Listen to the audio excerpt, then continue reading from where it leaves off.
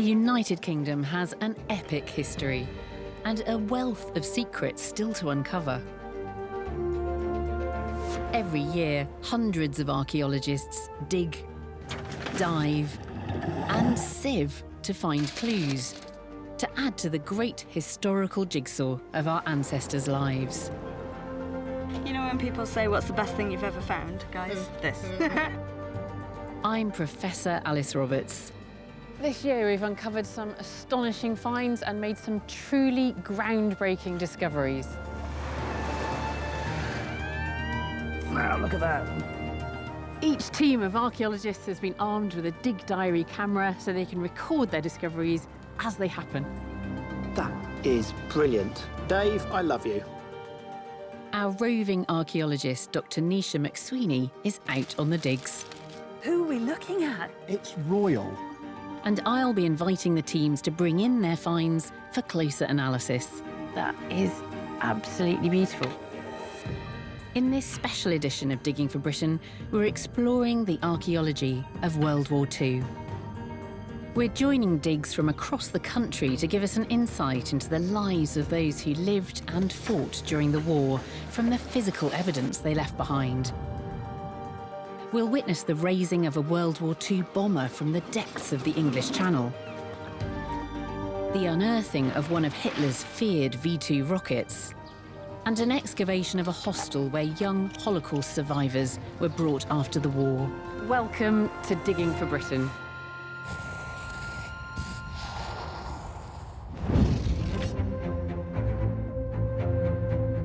I've come to the Imperial War Museum in Duxford, Cambridgeshire.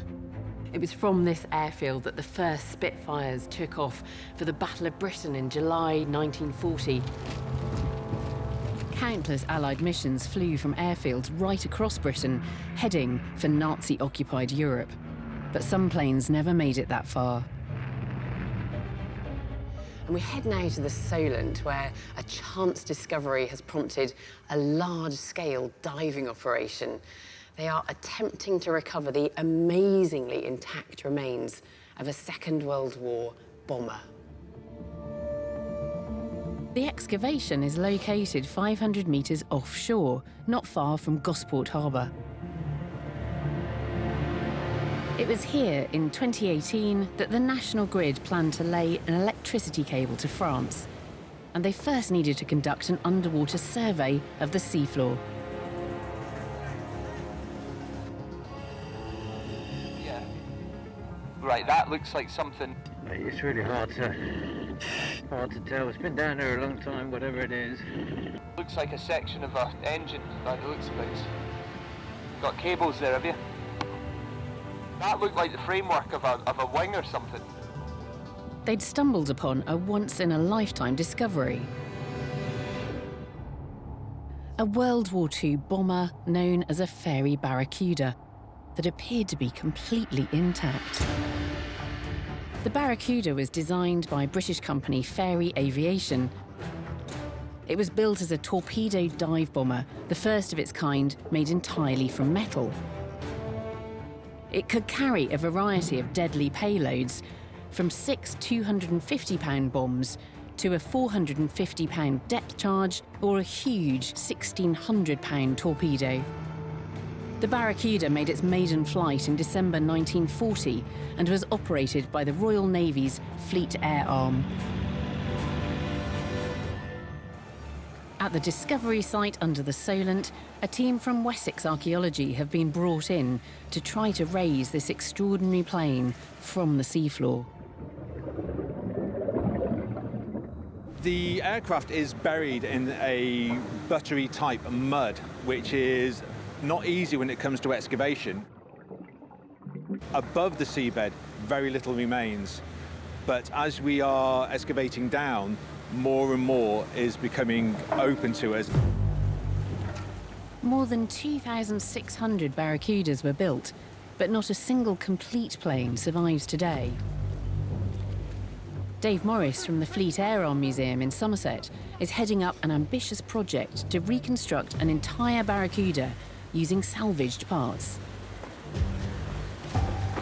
We have crash site remains from a number of Barracudas which have been recovered over more than 40 years of collecting now, but they've all been subject to, very fast collisions to high ground mountainsides. This is the first time that we've come across a Barracuda which is largely still intact and in most of its original shape. It will be a dream come true for Dave's rebuild project if the plane can be raised in one piece. It's pretty amazing. You descend down the shot line and you see the remains of the Rolls-Royce Merlin engine that is quite prominent on the seabed. As you go further back, there are the remains of the fuselage, the cockpit and the wings that are still in place. Records note that a Barracuda took off on the 6th of January 1944 from HMS Daedalus, which is now the nearby Lyon-Solent airfield. It suffered engine failure and pitched into the sea. The pilot managed to bail out and survived the crash. We know that it was a fairly smooth belly landing rather than a violent crash. We know the pilot escaped okay. So there's a lot of information we're putting together from records and also matching that against the evidence that we're finding on the seabed now. Before the plane can be raised, a powerful underwater siphon pump is used to suck the mud out from around the fuselage and wings. But working out how to raise the plane intact is proving to be a significant challenge. The divers realise the frame is much more fragile than they previously thought. The mud is tightly packed into the individual component parts, making the plane very heavy and likely to break up on lifting. We're going to have to dismantle the aircraft underwater because unfortunately it's too fragile to bring up in one piece. Despite the setback, the divers have managed to isolate a large part of one of the wings and are carefully preparing it for lifting.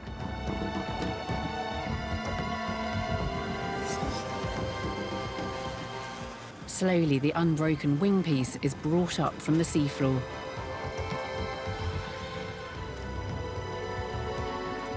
Once out of the water, the team need to work quickly. It starts to decay as soon as it comes out. It's been in the sea for 75 years or so. When you're trying to conserve archaeological material, you want to try and keep it in the same conditions to how it's been. What we're going to do is wrap it up and then keep it at least wet, damp, to try and stop the corrosion continuing. The plane hasn't come up in one piece, but as more parts are slowly brought to the surface, Dave Morris is optimistic. Absolutely amazed to see, obviously, a piece of the Barracuda coming up after 76 years. Yeah, you can still tap on the aluminium. I expected it to be a lot more corroded, considering it's been down there for so many years. Later on, we'll be following the recovered parts of the plane, which will be taken to the Fleet Air Arm Museum. For now, Dave still has high hopes he can use these parts to help complete his reconstruction of this long-forgotten plane.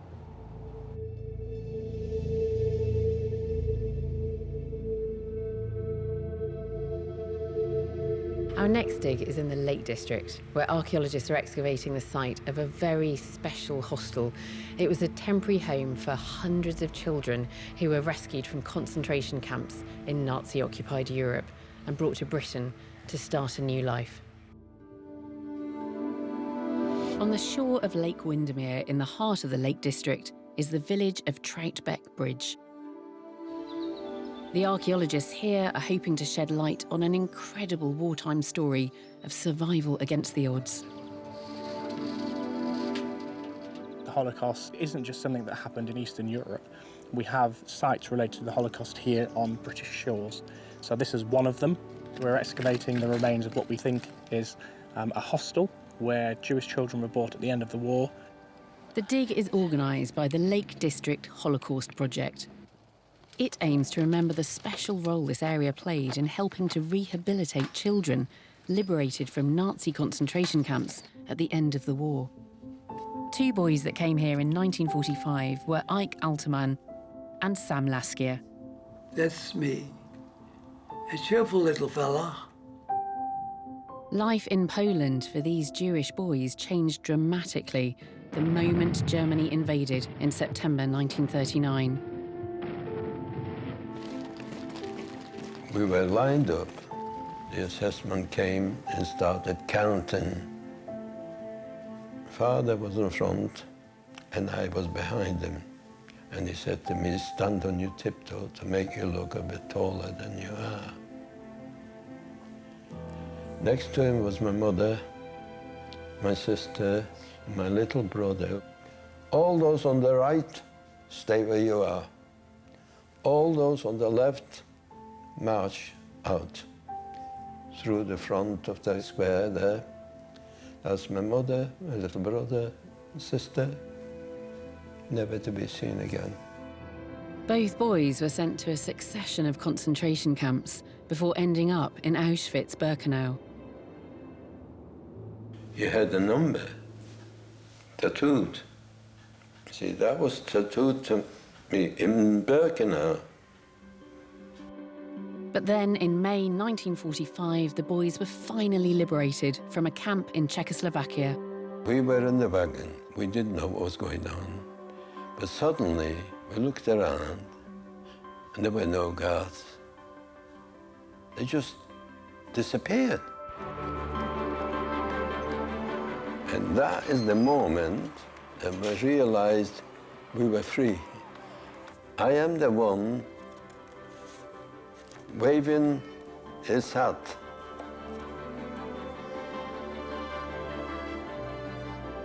Everybody's so happy. We're alive. We're alive. We couldn't believe.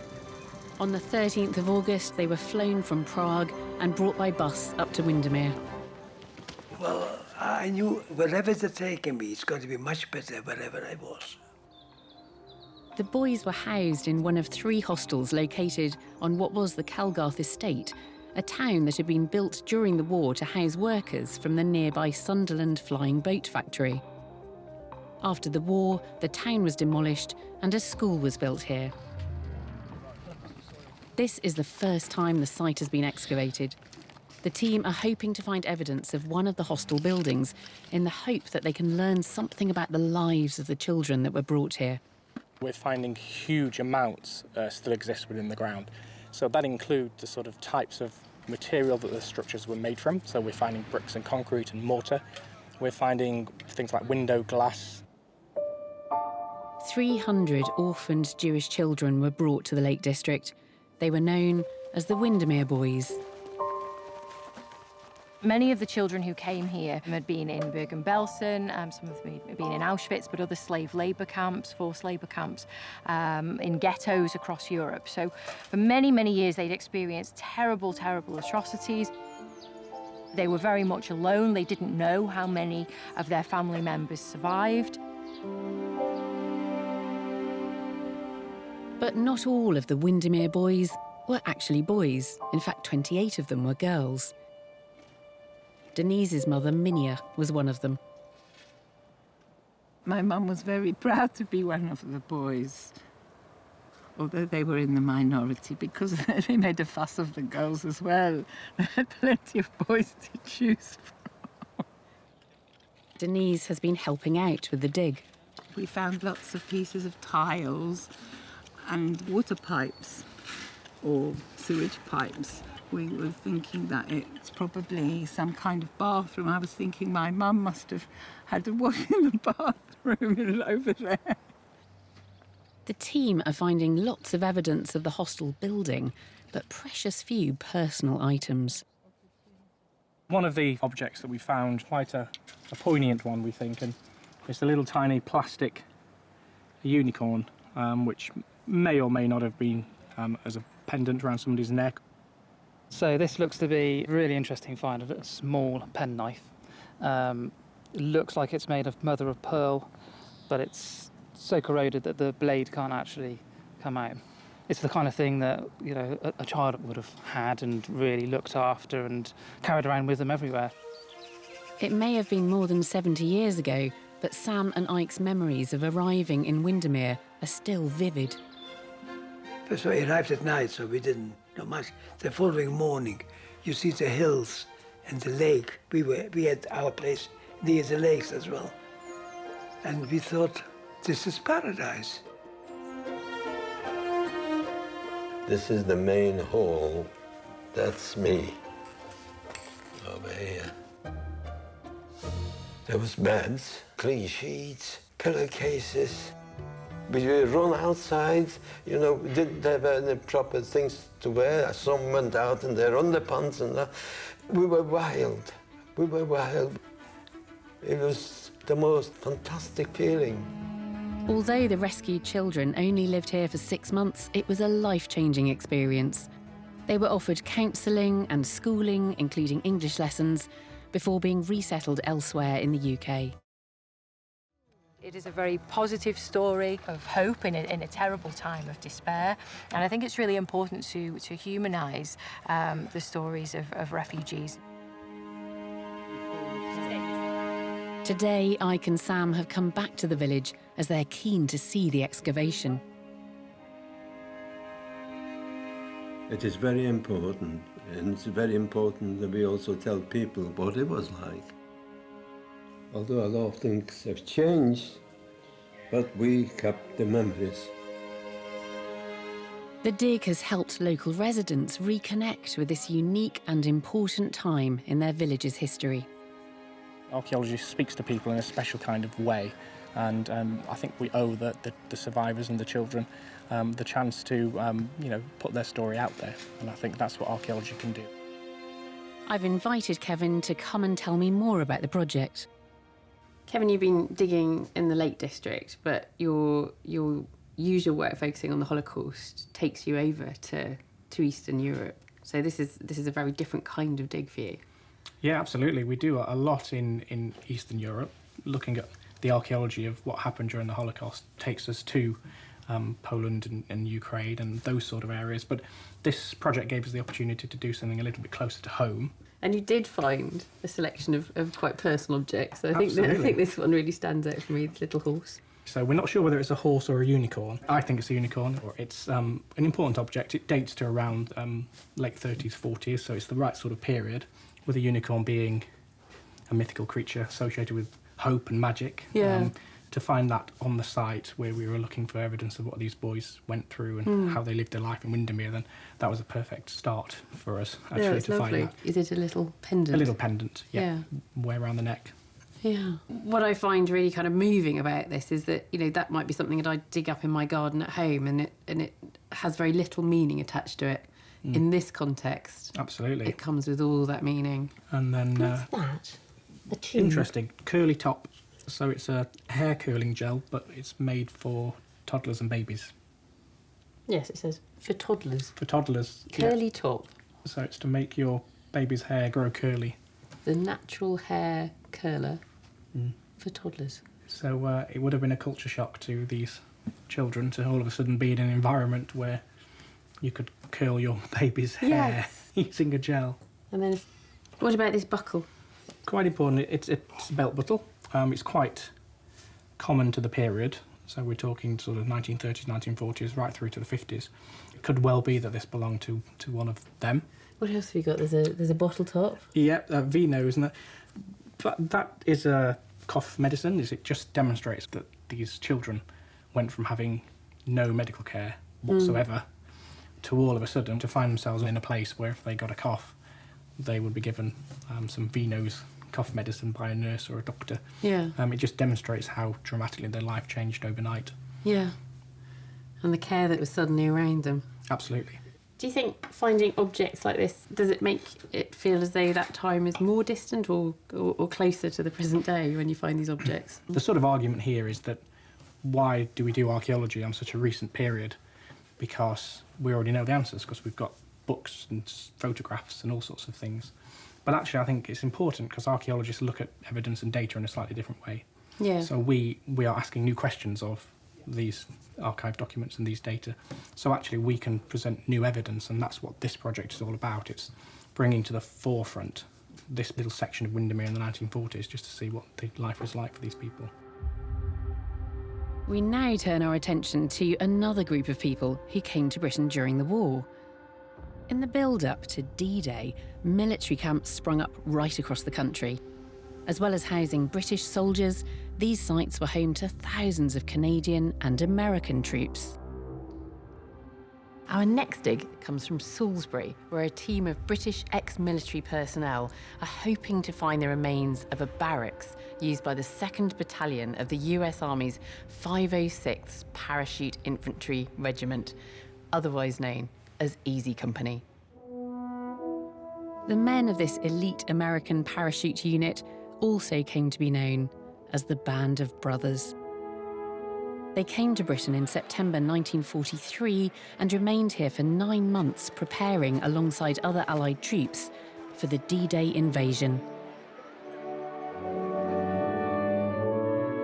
Their training camp was located near the village of Aldbourne in Wiltshire. MOD archaeologist Richard Osgood is on site with members of Operation Nightingale. This is an initiative using archaeology to support the recovery of military personnel injured in conflict. On the surface you can see nothing. This is just a sports pitch. What we wanted to do to see if archaeology could tell us anything about what lies below this surface and link us to those men from Easy Company and take us back to those days of D-Day. We know from military photographs that in 1943 and 44, this field housed a number of wooden barracks. This was the first time these young soldiers had left their base in America. Some of them described it as the best accommodation they had in the whole war, and others said they felt that they were on a Hollywood film set because this village is so beautiful. But the paratroopers would soon leave this quaint Wiltshire village far behind. In the early hours of the 6th of June 1944, the men of Easy Company were dropped behind enemy lines in Normandy. Their mission to seize key bridges and clear routes leading away from Utah Beach to allow safe passage of US ground troops who would arrive by sea just a few hours later. The plan went awry, with many missing their drop zone.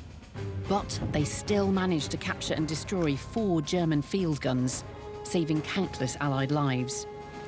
Easy Company went on to become one of the best-known Allied fighting forces in the war, even making it all the way to Hitler's mountaintop retreat in the Bavarian Alps.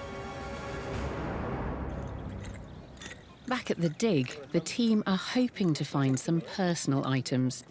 They want to gain a glimpse into the lives of these soldiers when they were stationed here during the weeks leading up to the D-Day invasion. One of the really exciting bits about archaeology is when you're able to put yourselves literally in the footsteps of people that did incredible deeds in the past. Already they're finding telltale structures just beneath the surface. Not many people get excited by concrete necessarily, especially 20th century concrete, but we've got 1, 2, 3, 4 pads of a building that were put into this field in the 1940s, and this is the remnants of the platoon sergeant's building. What have you got there? It looks like some sort of iron cooking pot, possibly. It's a coin. It's a 1944 halfpenny. They're also finding artefacts that directly link to Easy Company's pivotal role on D-Day. Just pulled this out of the ground and we didn't have a clue what it was, but we borrowed Paul's book and we found out exactly what it was. It's the handle for the emergency parachutes. Yeah, oh my fantastic. God. There are even finds that don't often survive being buried. Our military expert has now identified this as being parachute silk. You're standing in a hut used by Easy Company and you're touching a piece of parachute silk used by those paratroopers, and that's amazing. Is as good as a link to D-Day as you're ever going to get. Eagerly sought personal items are also surfacing. They're helping to paint a picture of life outside of combat training. This is a fairly fun piece of evidence. It's a bottle of Brill cream that they'd have put in their hair to make themselves look presentable, having had their training and got themselves ready for an evening out. One of the local buildings was a place where the Americans did a lot of their dancing with the local girls. The story goes that they made such good use of that venue that at the end of the war they had to pay for the floor to be relaid. The hall still exists today. The floor's in really good condition. The dig is giving a unique insight into the reality of daily life for these brave men just at that moment before they left Britain for D-Day in June 1944. This particular room, and I'm just standing by the entrance looking into the hut, is their last moment of quiet, peace, tranquility, and probably a great deal of reflection before they dropped in on Normandy. And that adds a real element of pathos, I think, to this particular site. I've asked Richard to bring in some of those personal items for a closer look. And you've got some of the finds here from inside the hut, including that, which is extraordinary. You know, the hairs on my back of my neck, when you find something like this, and we're talking paratroopers, this is a handle of a reserve parachute used by somebody in Easy Company. So that's for your backup parachute? That's right. Your first parachute is what's called a static line. It's pulled by the aircraft itself, and it opens up and you parachute down, hopefully, and if that doesn't work, you've got that to keep you alive. And you've got some smaller objects, so talk me through these. What have we got here? A badge? Well, that's a little touch of them being very human, in fact. It's a basketball supporters badge. Let's get it under there. So there's a little basketball on there. That's right. It says, I support, but tantalisingly, we don't know who this individual soldier supported. So you've got a little trace of them being keen on life back home, but just whom we don't know. And this looks like something which you'd find on the head of a guitar. I think it's a mandolin. Oh, right. They're passing time playing musical instruments, one of the ways that they kept themselves occupied in the evenings. And what's this?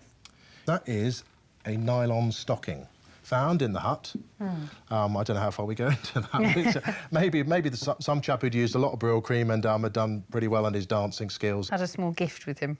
There are numerous histories and anecdotes of the guys giving kids sweets and chewing gum, things like that, and luxuries like these stockings. So it's all part of that liaising with the locals and getting them on side. It's a nice, tantalising touch again that this soldier might have had maybe happier things happening before they went to D-Day. Yeah.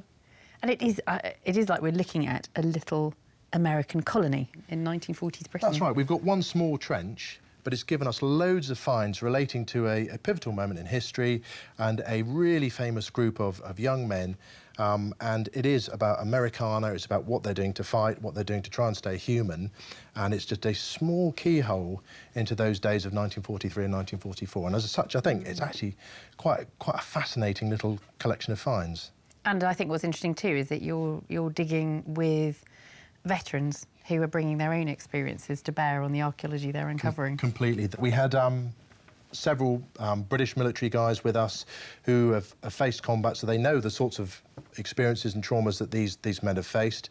And for them, that was a really important and powerful thing, because they could directly connect to the men of Easy Company, albeit from a 21st century perspective. Yeah. And therefore, finding this sort of thing for them was quite an emotional experience, I think.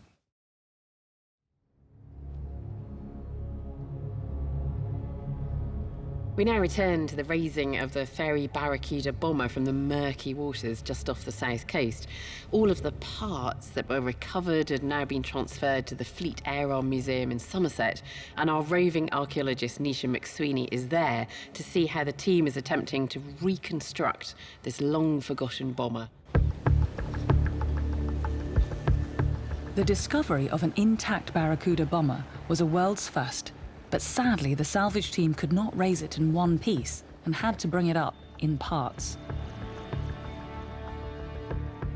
At the Fleet Air Arm Museum, Dave Morris is head of an ambitious project to rebuild a whole Barracuda using only original parts. For the last 40 years, they've been collecting fragments salvaged from various crash sites. But these are very difficult to use in the rebuild because they're so battered and mangled. This could all be about to change with the treasure trove of parts raised over several days from the Solent. So Dave, where are we so far with the project, putting this giant multiple jigsaw pieces back together? If you were to look at basically the plan form of a Barracuda and think, OK, let's build one of those, I think you would stop on day one. It would just become too mind-boggling. Chief Engineer William Gibbs has been working on the project for 5 years. He has to identify each specific part, then work out where they go. It's a complex process. So we might put something together and then it has to come apart again. Okay. Which is annoying, but it's just part of the process. So far, he's rebuilt the cockpit. So just help me visualise this a bit more. You've got the pilot sitting here, you've got the wings over here. This is the nose of the aeroplane going behind us? The engine, yes. The engine. The engine would fit in front there, in front of the pilot. So we've got the engine and propeller there, and then the remainder of the aircraft. And the tail would be 30 or so feet down in that direction. So it's just a big airplane. This is a huge plane. The project is already providing a glimpse into the working lives of the people who built these planes more than 70 years ago. On here we've got drawings, pencil drawings, done in the factory. We were the first people to see those drawings since they were doodled on in the Bolton and Paul factory, in the factory. Pretty poor factory behaviour. You shouldn't go scribbling and doodling on airplanes, but this was wartime Great Britain, and there was a little bit of camaraderie and morale going on. Dave is now pinning his hopes on sections of the Barracuda raised from the Solent, providing a mountain of usable parts to help complete the build. We started finding there were hundreds of really valuable fittings, tube ends, constructional details, components for the Barracuda that we could harvest. You can't even begin to measure how useful this is for the project. As well as large sections such as the fuselage and the wing piece, outside the hangar, individual parts harvested from the Solent wreck are undergoing chemical preservation. So what have you got in these tanks? What's the magic solution that's getting rid of all this gunk?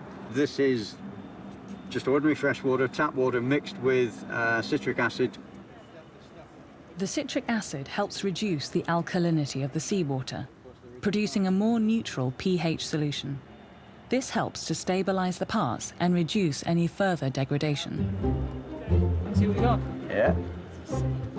Oh, okay. Piece of pipe, bit of collecting pipe, and then we've got. Ooh, yuck.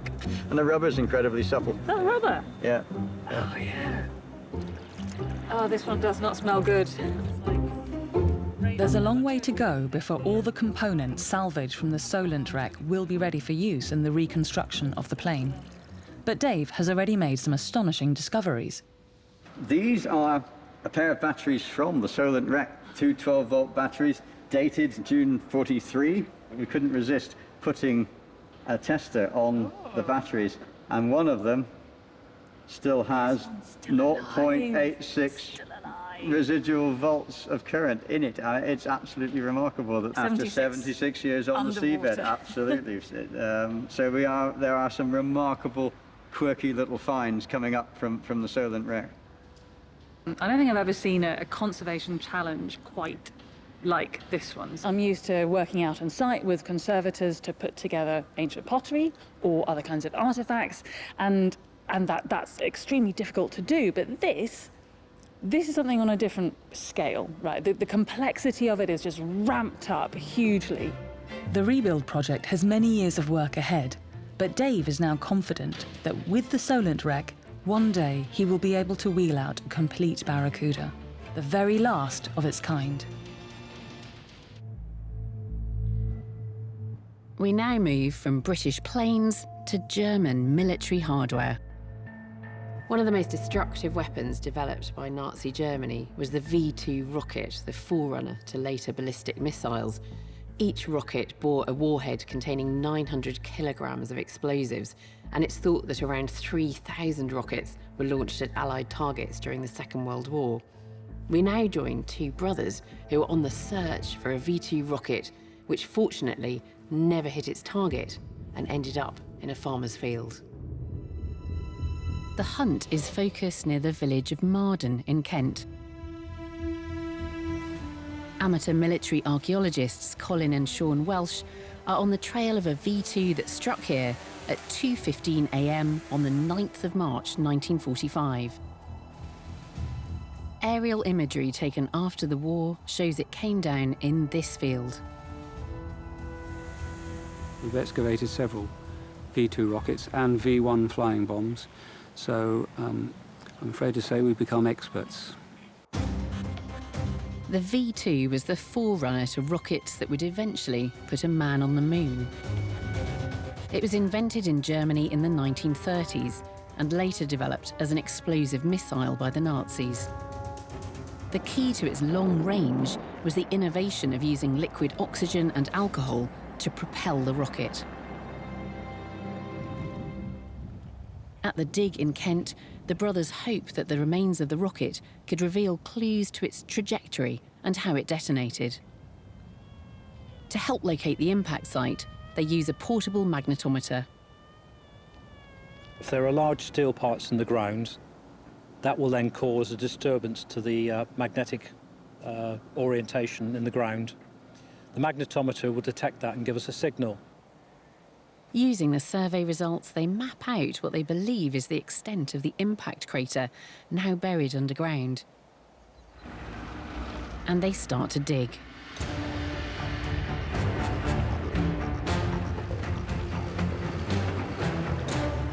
Just a metre down, and they're already finding indirect evidence of the detonation. There was an orchard here, and obviously the trees were destroyed, and the damaged trees were pushed back into the hole and buried with the infill. And the one that you can see standing up just there, that's got a broken off top, which would have been caused by the blast of the device.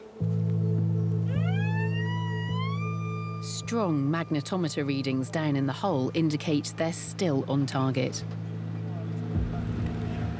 The heavy clay soil makes it difficult to locate small finds, but it does have its benefits. This is the tiniest little bit here, and the aluminium looks almost fresh in the find, and that's because of the absence of oxygen in the hole. That's a good sign. It means that any future finds are going to be, hopefully, in a good state of preservation. The V2 had a maximum range of 320 kilometres and travelled at over 1,000 metres per second. It was travelling so fast that you could be stood at this spot and not know that a V2 was approaching. You wouldn't see it coming, you wouldn't hear it coming. Launched at Britain from sites in the Nazi-controlled Netherlands, the V2s caused an estimated 9,000 British civilian and military deaths. As the brothers dig deeper, recognisable pieces of the rocket are now starting to emerge.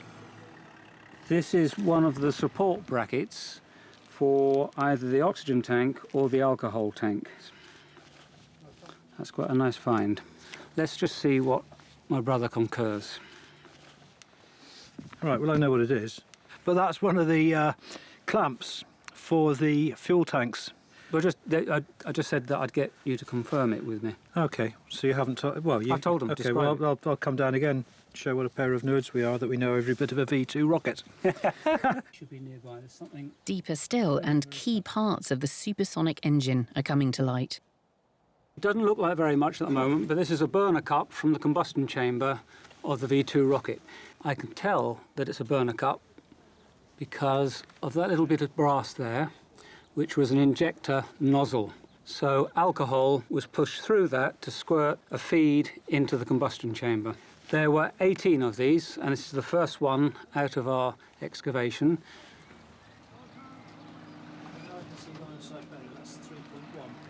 3.1. As the excavation continues, the brothers make an intriguing discovery, linked to the precise moment of impact. When we look down in there, we can see that the clay itself has changed colour. Rather than the nice bright yellow-orange in the surrounds, it's a horrible grey colour, which I think is due to the carbonisation of the materials. The V2 was exploding as it travelled into the ground at 3 times the speed of sound. The detonation couldn't keep up with how fast it was travelling, so it got in at least 5 feet into the ground before it actually detonated. This is a fascinating revelation. The original intention was to try and create something like a blast weapon on the surface. What they didn't bargain for, the supersonic speed, took the rocket further into soft ground than they might have expected. This V2 rocket had clearly gone off target when it hit the field. And it only detonated once it had penetrated the ground. The blast from its warhead would have been absorbed by the clay. 6 meters down, the brothers finally reached the bottom of the impact crater. The plan now is to clean and preserve the finds and scan them to create a digital archive. I quite enjoy the physics of the excavation. I particularly enjoy building a representation of what it was that happened at the site. We found a lot about the geology and what it does to the finds. I think we've done pretty well. Colin and Sean's excavation is part of an ongoing investigation into the role this terrifying weapon had on Britain during the war.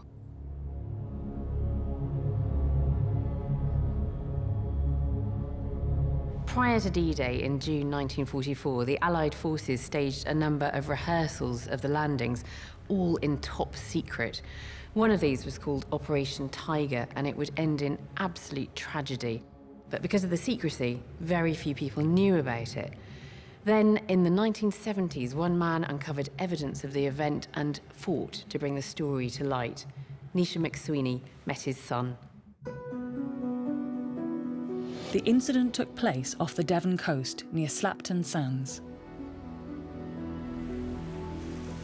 Operation Tiger may have remained a forgotten moment in history if it wasn't for the amateur archaeological sleuthing of a local man named Ken Small. I'm meeting his son Dean to find out more. When did your father first begin to suspect that there was something out there? He was beachcombing and he came across things like tunic buttons, empty shell cases, identity bracelets, various parts of identity bracelets, all these bits, knives and forks, spoons, parts of them. And he thought, well, this is weird. Why would this be on a beach? A local fisherman added to the mystery. He told Ken about a spot just out from the beach where their nets would snag on something large underwater. In the summer of 1974, Ken persuaded a diver friend to go down and take a look. My dad took him out in a boat. He dived down, he came up and he said to my dad, it's a tank. And my dad said, well, what, an oil tank, water tank? He said, no, it's like an army tank. And my dad just thought, this is crazy, how can this be? Ken started to search local records and military archives for answers. It was then that he stumbled across a wartime exercise codenamed Operation Tiger. Operation Tiger was carried out in April 1944. It was one of a number of practice exercises involving troops from Britain, the US and Canada that all took place in preparation for the Normandy landings. 30,000 US troops were sent to Slapton Sands to rehearse their part in D-Day. All of this stuff was completely covered up. So there was very little evidence as to what went on, the actual exercises themselves. Determined to find out more about the tank, in May 1984, Ken took amateur maritime archaeology to a new level. With the help of friends and local divers, he raised the tank off the seafloor. They got a big bulldozer, they strapped a cable to it, and they started to pull it along the concrete slipway. And amazingly, the tracks started to turn. It's incredible. Yeah, and then all the crustacea and stuff that had grown on the tank over years of being under the water all started to break away and crumble off. And you can actually see grease still on the thing. It's just amazing. The tank was immediately jet cleaned and sprayed with rust preventer to protect it from decay. So, this is it? This is the tank. It's enormous! It's amazing to think about this under the water, and of course they were snagging their nets. And yeah. Dean, this is crazy for me. So I'm used to when I dig up, iron objects from the Iron Age, they come up as like really crusty, corroded things. It's hard to tell what they are, but this is in fabulous condition. Ken had recovered an American amphibious Sherman DD tank.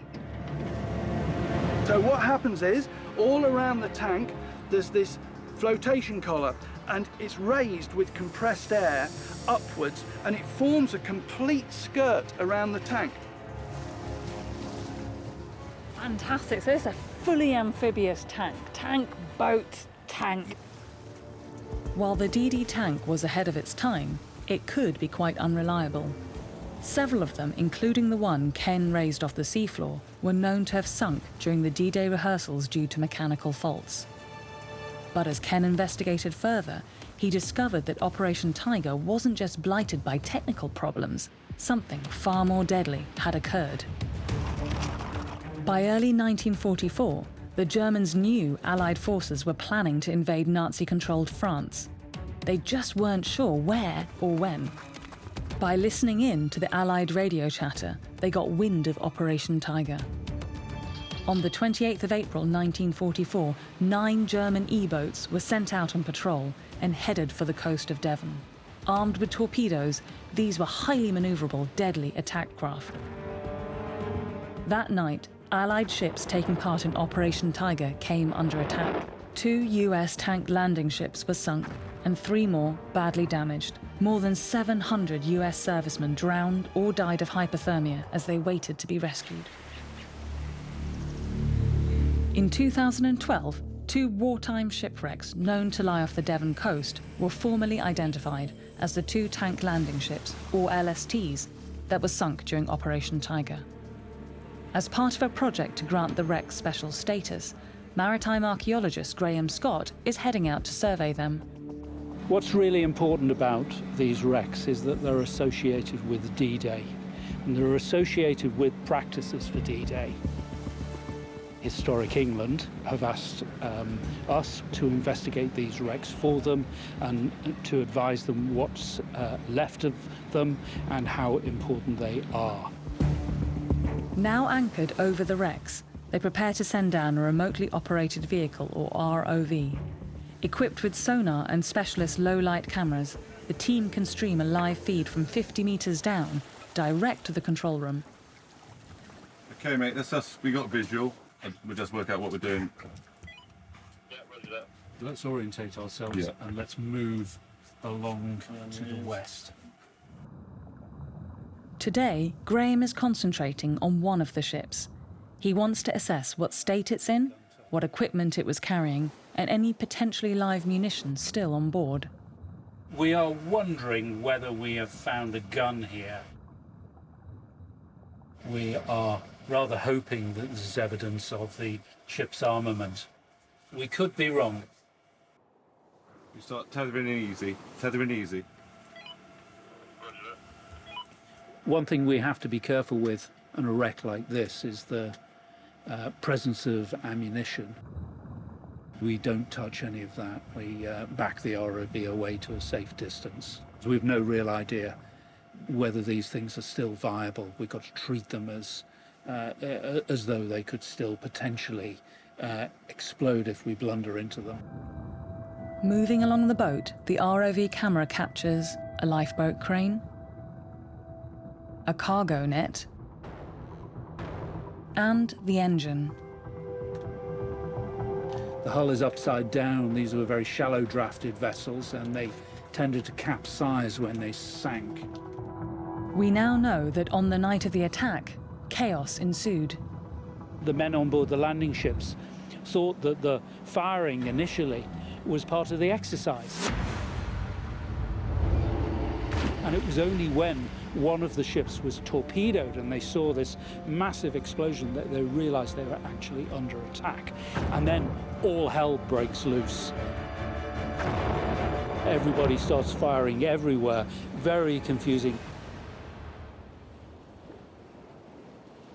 Following the deadly Nazi attack, the Operation Tiger disaster was quickly covered up. It remained largely unknown for decades, until Ken Small found and raised his tank. While the tank was not sunk in the enemy attack, it now stands as a permanent memorial to all the US servicemen who lost their lives during the D-Day rehearsal. Ken's son Dean still has his father's collection of artifacts. These didn't come out of the tank. Yeah, they did. Yeah, they did. This one here is a rangefinder, and this, I believe, is used to work out the elevation for the main gun. The main gun in the turret of the tank. Yeah, line of fire. Line of fire. Yeah. In recognition of Ken's determination to bring the story of Operation Tiger to light, and remember the American soldiers who lost their lives. He received a letter of gratitude from the president. Dear Mr. Small, on Yes. behalf of all Americans, thank you for your kind and generous efforts. Sincerely, Ronald Reagan. Yeah. I think it's a really important story that deserves to be much more widely told. I mean, it's a big kind of part of the preparations for D-Day, which we just hadn't heard about. It took someone like Ken to get that story out there and to give those people who died and their families and the survivors a voice and something to kind of remember it by.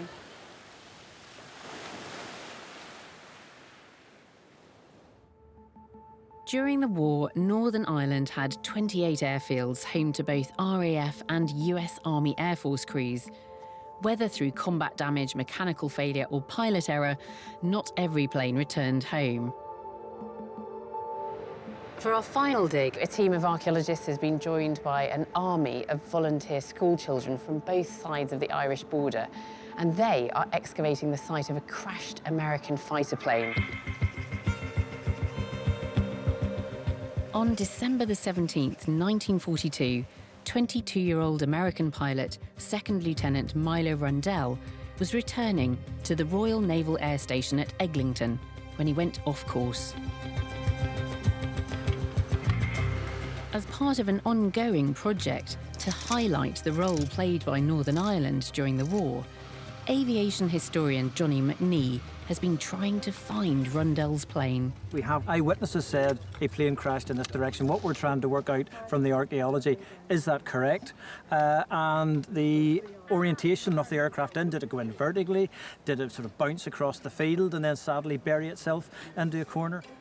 Rundell parachuted safely down into Northern Ireland and returned to base. But his plane hit the ground somewhere near the town of Castle Blaney in County Monaghan, just south of the border in Ireland. While parts of the plane were recovered at the time of the crash, it hit the ground so hard that much of it still lies buried. We're fairly sure that these are engine parts. Lots of cables, clamps, ducts, bits of very contorted and smashed up metalwork with a distinct aroma of fuel off it. It looks to be part of the outside, we're thinking, because it has that greenish paint on it. Not 100% sure. We have a long hinged object here. Could be a door, could be... It's very light material. Records reveal that Lieutenant Rundell was flying a US fighter plane known as a Lockheed P-38 Lightning. The P-38 was the first fighter aircraft to fly faster than 400 miles per hour. With its 4 nose-mounted machine guns and 20mm cannon, it was feared by Allied enemies. The Japanese called it 2 planes, 1 pilot because of its unusual design. The Germans knew it as the fork-tailed devil. Back at the dig, Johnny is now finding clues that can be traced back to where the plane was manufactured. We're finding lots of these little fuel clamps. And these clamps hold, the insulation and rubber tubing around various parts. You can see the manufacturer, the patent number, so it's Witex Manufacturing Company, Chicago, USA. And even look at that. Still threaded, still working. We know that Witex made fuel clamps for the P-38, so the team are definitely digging in the right place. Johnny is now recognising other specific parts of the plane. That's a serious bit of sheet steel. That must be 5, 6, 7 mil thick, so it's not light aluminium. It's there for a purpose, and that purpose would be to stop bullets hitting the pilot or the engine components. Confident they have found Rundell's P-38 Lightning, the layout and condition of the wreckage is also providing clues as to how it crashed. The debris that we're getting here suggests that the aircraft did enter the ground almost, I would say, at about a 70, 80 degree angle into the ground. So you've got to imagine this iconic design, 2 engines, without a pilot, roaring from across the sky, running low on fuel from the west. It's come in almost vertical into our stony field. And this iconic design has been turned in a matter of seconds into this crumpled pile of metal that you can see. For the schoolchildren volunteers, the dig is giving them a tangible connection to the brave young pilots that were based near here almost 80 years ago. Sort of bringing history to life. So it's like relating the artifacts to what we're learning, and we can see really like what happened and how it would have like looked in an outside perspective. I've asked Johnny to bring in some of the finds to see what else we can learn about this plane and its pilot. So what have we got here then? Where do these parts belong to on the Lightning? You've got little inlet exhaust valves from the engine, broken bits of the cockpit that locks the cockpit latches down when you shut it and go flying. And you can see the little serrated buttons here just for locking your cockpit closed. We have some of the perspex, still with the distinct wartime olive drab paint on it. And some of the very fearsome nose armament was also recovered. So we have 2 50 caliber bullets. There are 4 50 caliber Browning machine guns on the front, plus a 20mm cannon. And then there's a plate here. Yes, that was one of the star finds by the pupils. I mean, they really were forensically going through the soil. And one of them said, "Oh, I've got a little plate with writing on it." And you can see there all the drawing information, the contract, the date, tells you the oil capacity, and then right at the bottom, Lockheed Aviation Corps. So that 100% proves that we were dealing with the crash of a Lockheed P-38. That was a good find. Well, what on earth are those? They came out, if you can imagine, in our profile, we had engine wreckage, cockpit wreckage, and engine wreckage. And these were in the cockpit. And there was a lot of head scratching amongst the team. You know, people were suggesting they were like butter paddles or they were something agricultural. Yeah. And we put some articles into the P-38 Association magazine in America and said, does anybody know what these are? Before we make some grand announcement and look stupid. Yeah. And a guy came back and says, your plane was going to fly in the Mediterranean Theatre of Operations. Those go into the air intakes to stop that sandy wind from blowing in and clogging up your engines. And then you can see traces of yellow paint on the handle, so they would flag up as you're doing your walk around in the morning. Right, I better take these out. Yeah, you don't want to fly with them still in, do you? No, that would be a bad day. And what happened to the pilots themselves? Yes, so Second Lieutenant Milo Rundal from Iowa. He then goes to Tunisia, and less than a month later, he is shot down, and he ends up being captured and then taken to Stalag Luft 3, and he was there for the rest of the war, and he was there during the time when the Great Escape was taking place. Is he still with us?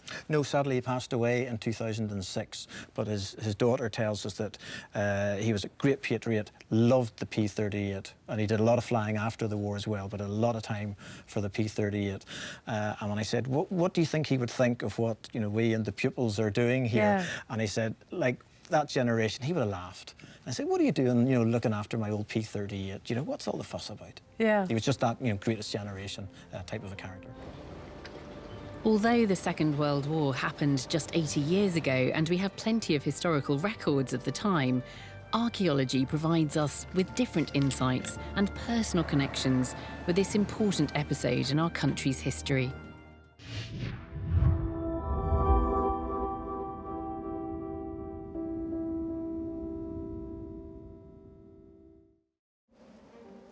The United Kingdom has an epic history and a wealth of secrets still to uncover. Every year, hundreds of archaeologists dig, dive, and sieve to find clues, to add to the great historical jigsaw of our ancestors' lives. You know when people say, what's the best thing you've ever found, guys? This. I'm Professor Alice Roberts. This year we've uncovered some astonishing finds and made some truly groundbreaking discoveries. Wow, look at that. Each team of archaeologists has been armed with a dig diary camera so they can record their discoveries as they happen. That is brilliant. Dave, I love you. Our roving archaeologist, Dr. Nisha McSweeney, is out on the digs. Who are we looking at? It's royal. And I'll be inviting the teams to bring in their finds for closer analysis. That is absolutely beautiful. This time we're exploring the south of Britain, where archaeologists have been making incredible discoveries both above and below the waves. From a Stone Age settlement found off the Dorset coast Incredible sight. You know, nothing else like it in the country. to an Elizabethan theatre in the heart of London. It must have been such a raucous pace. It's kind of 16th century EastEnders. And a mysterious Iron Age burial near Dorchester. I've been working in Dorset for over 40 years and I've never come across anything like this. Welcome to Digging for Britain.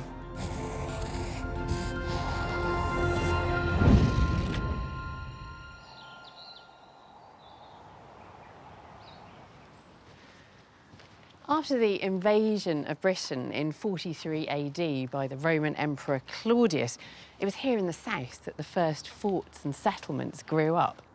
Archaeologists in East Sussex are out investigating one of these early settlements, but with no Roman records of this place, its name and its purpose have been lost in time.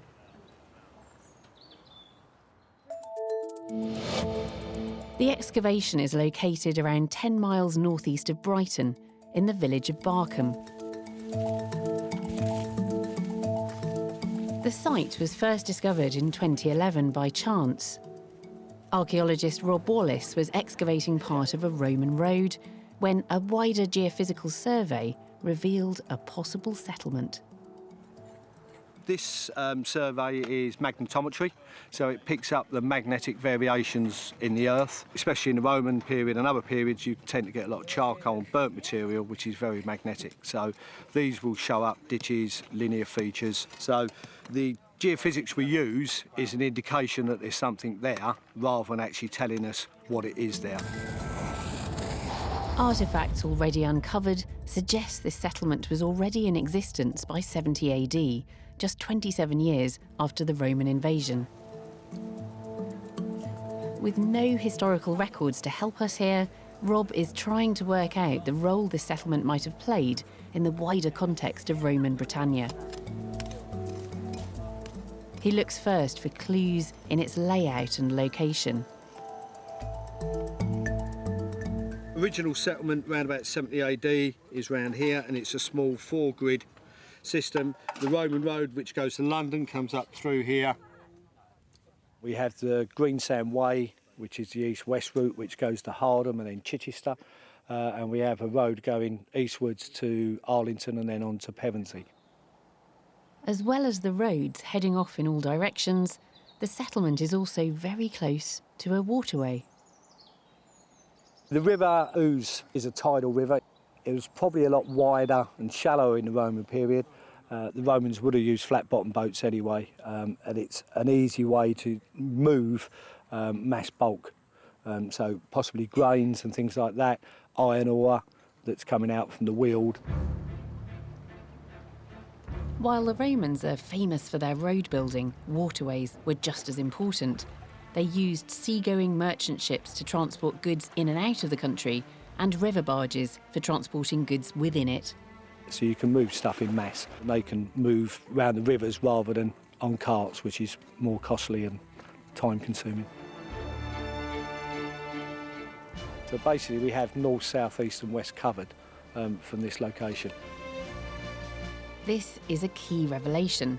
The site was well connected by roads and river to other Roman settlements in the region.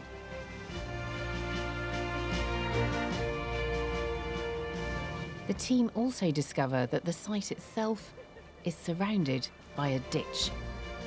If we look out here, you'll see that hedgerow, which goes all the way up to that corner.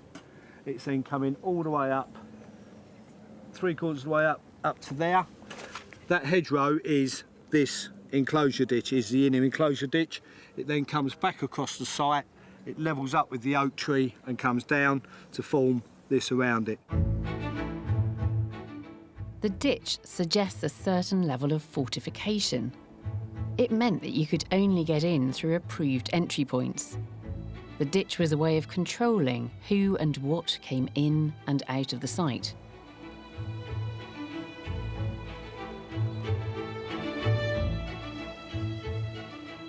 Further clues to the role of this settlement come in the huge variety of artefacts that are being unearthed, including over 300 coins.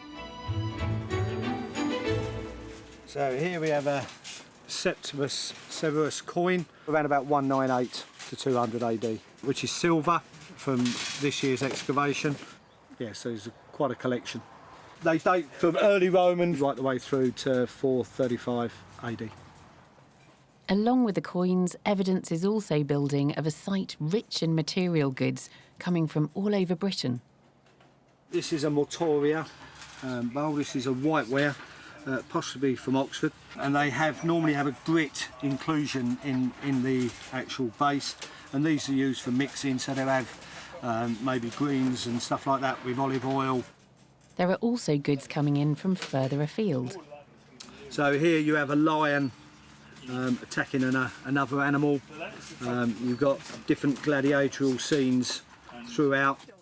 This is a great example of the classic red Roman pottery known as Samian ware. As it's got the maker's stamp on it, it's been manufactured in Gaul, which is France, modern-day France, from the Roman period. They're even finding pieces of Roman glass. You can see some inclusions in it if you look up to the light. There's some little bubbles. But this would have been the neck and possibly comes out to a square bottle. There's no evidence for glass making from scratch in Roman Britain, so once again this is evidence of luxury goods being imported from across the Roman world. Caught on their dig diary camera, the site is continuing to yield a constant flow of intriguing artefacts. I'm sticking my neck out on this one, but it could be the... There you go. Oh, look at that. Maybe that is that. Like it grew there. Wow. Like it grew there, look. This year, the team are also finding evidence of manufacturing processes taking place within the settlement itself.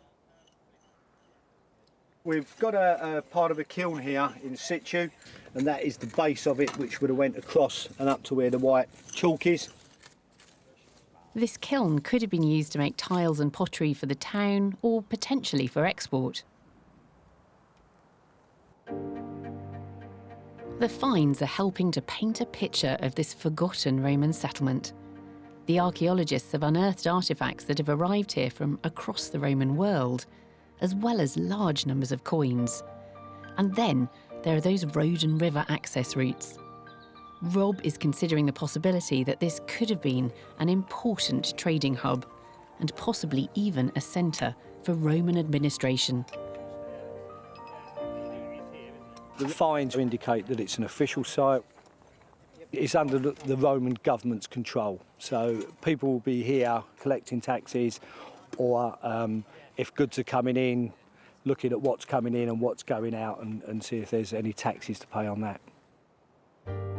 With each season, they're discovering that this trading settlement is far larger than previously thought. Rob and his team plan to keep coming back for many years to come. You never know what you're going to find from one day to the next. You can be, a small bit of pot, or a coin, or a brooch, or, something more personal. It's an amazing feeling. Leaving the Roman era, we now peer further back into British prehistory. Our next dig sees archaeologists donning scuba gear and plunging into the chilly waters of the Solent to investigate an extremely ancient Stone Age settlement. Just off the coast of the Isle of Wight lies one of the UK's most unusual archaeological sites. Today, a team from the Maritime Archaeology Trust, led by Gary Momber, are planning to survey the site. And they hope to raise what is thought to be an 8,000-year-old timber structure for further analysis. Pretty good. The first dive of the day. Visibility is a few metres. Tides dropping off, running quite fast. But it's just incredible seeing these lovely layers of trim wood lying flat there. 8,000 years old. First time it's been uncovered. Okay, Dave, they're ready. And go.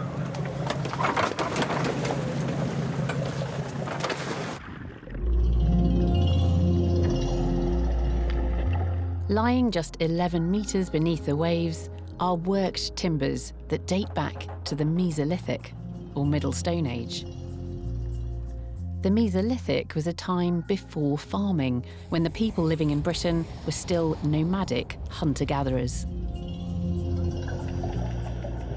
What I love is really getting on the site and uncovering. It's just finding things for the first time in 8,000 years, and then knowing that that's going to tell us so much about those people. This site was discovered over 20 years ago by an unusual sort of archaeologist, a lobster. We saw this lobster kicking out these flints from a hole. I thought, oh, that's really nice. He picked up these little bits of flint and brought them to the surface and said, look, worked flints on the seabed. And that was how we found it. Well-preserved Mesolithic sites are incredibly rare. Archaeologists often just find scatters of worked flint, like the ones the lobster discovered. But when these archaeologists excavated around the lobster's burrow, they started to find ancient timbers. There's lots of wood, there's structures being built, there's posts, there are these sort of series of these sort of platforms that are put in place. There seems to be a living spot. But these ancient structures are under threat.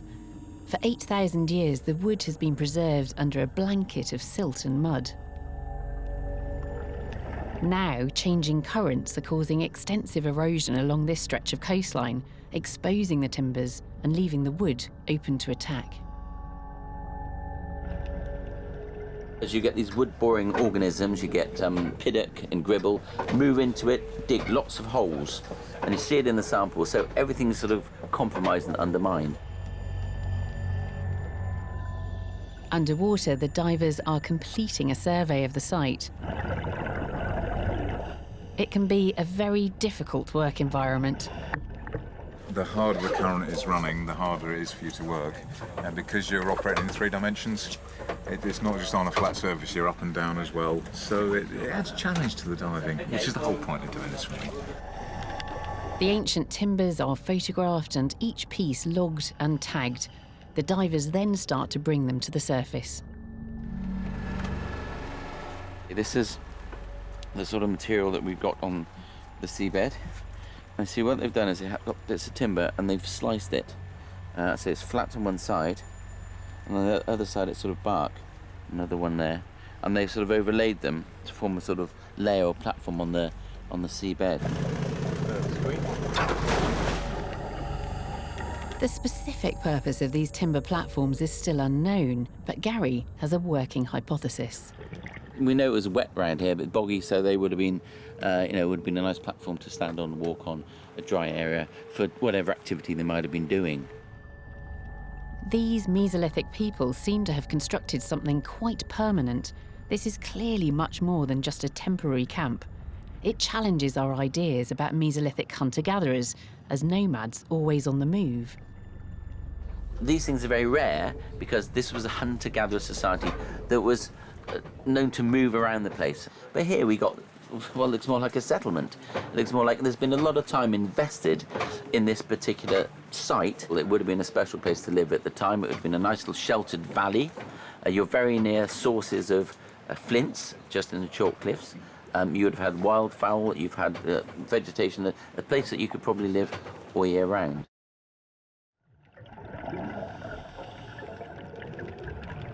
Over the course of the day, the divers have been steadily bringing up the whole Mesolithic platform, piece by piece.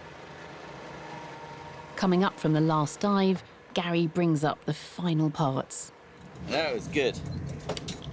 That's the last big piece on top. They've all come up in much more pieces, but this was a big plank sitting on top. Degraded, but it's just one hefty piece of timber. There's just, there's a whole landscape down there that we really want to... It's just not enough. We need more time. Incredible site. Nothing else like it in the country. All of the artefacts that were lifted from the seabed are now in the National Oceanography Centre in Southampton, and our roving archaeologist Nisha McSweeney is visiting their labs. Okay, yeah, so what we're going to do is take you inside. Excavating an underwater prehistoric site has its challenges, but piecing the finds back together is a whole new headache. No. So, Gary, what are we doing today? Well, These boxes contain all the artefacts, all the parts of the platform that we lifted. They've been in cold storage. We're going to get them out now and we're going to reconstruct them for the first time. Oh, it's cold. That water's cold. So we keep them cold and dark and in fresh water to minimise the degradation and to keep them stable for as long as possible. We got to spend time analysing it and recording it. And it's only when we've done that that we can extract the information that will tell us about these people, of which we know so little. They're still really delicate. I guess we have to handle them with a lot of care. A lot of it's been eaten away by these marine boring organisms. They drill down into it. See the grain of a worm that's gone through. It's trapped through here. The platform is quite a complex structure, made up of several layers of what once was interlocking wood. We don't have any other blueprints of Mesolithic platforms. This is the first one. The structure is one thing, but there's also how are they doing it, and how are they converting trees into different sorts of planks, and what tools are they using. So all those sort of questions will come out of this. Each piece was given a unique number underwater, which we should now be able to match up against the team's photographs. It's quite a challenge to rebuild. So this is piece 51. Which is this one here. That so one. you now have to turn it around the other way. Right. This one looks like it's 022. Or 25. Possibly. 20 smudge. Oh, that's a big bit. Another one. There's a big bit.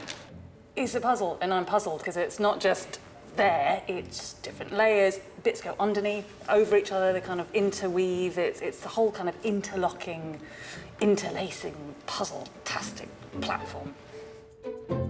In trying to put the platform back together, it's apparent to me that this was a well-thought-out and complicated piece of engineering, with multiple layers all carefully cut and fitted together. This is a pre-settlement phase, and yet you wouldn't expect it from Mesolithic people, from hunter-gatherers. It's just incredible to see it.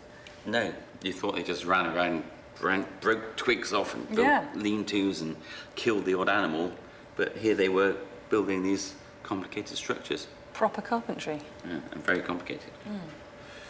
As we're finding out.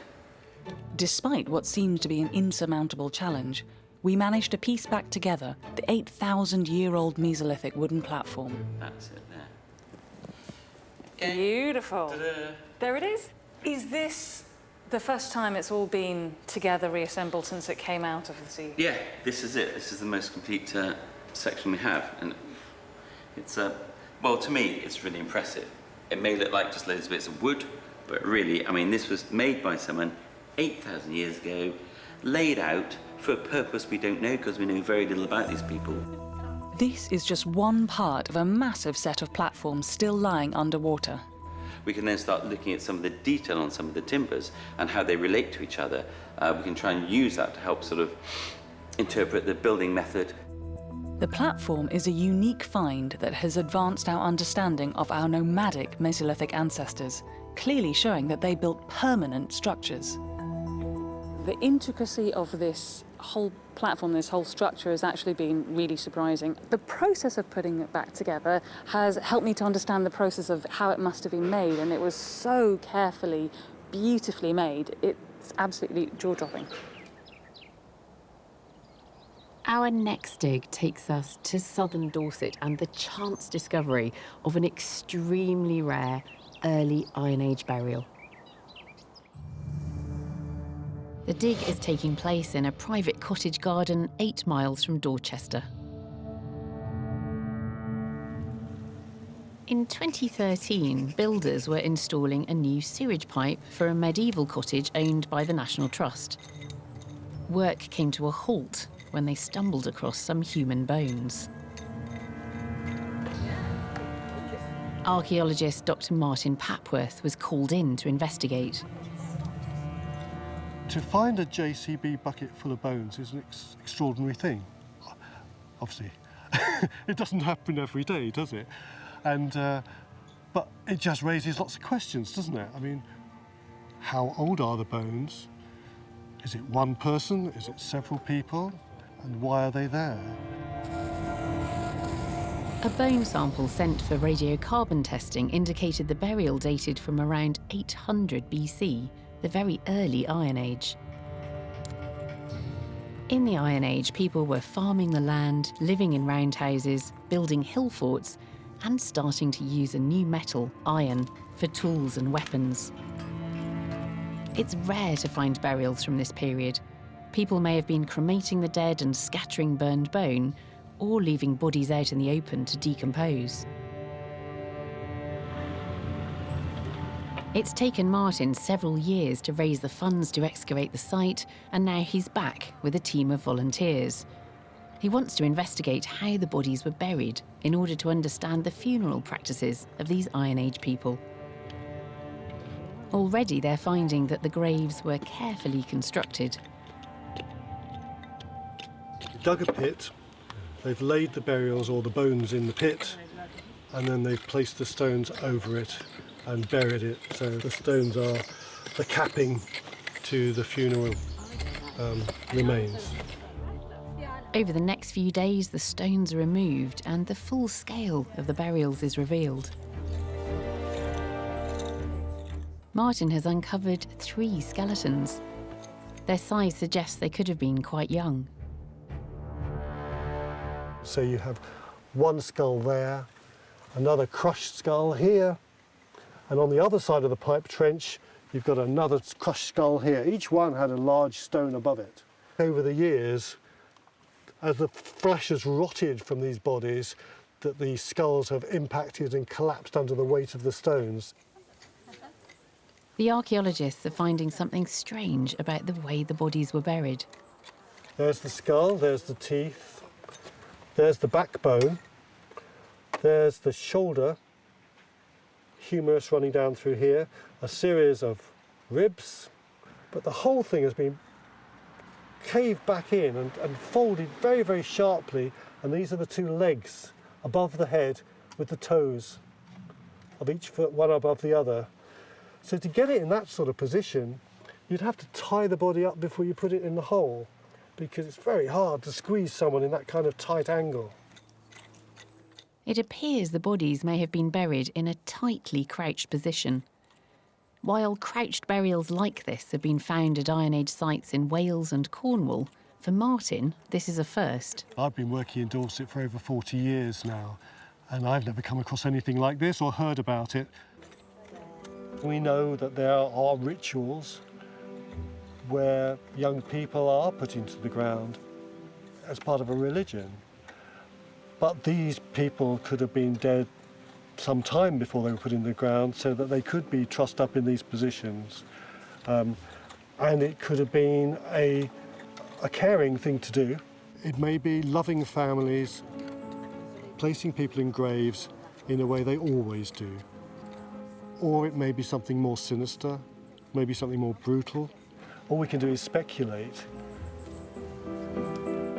With no grave goods accompanying the burials, the archaeologists are left with many unanswered questions.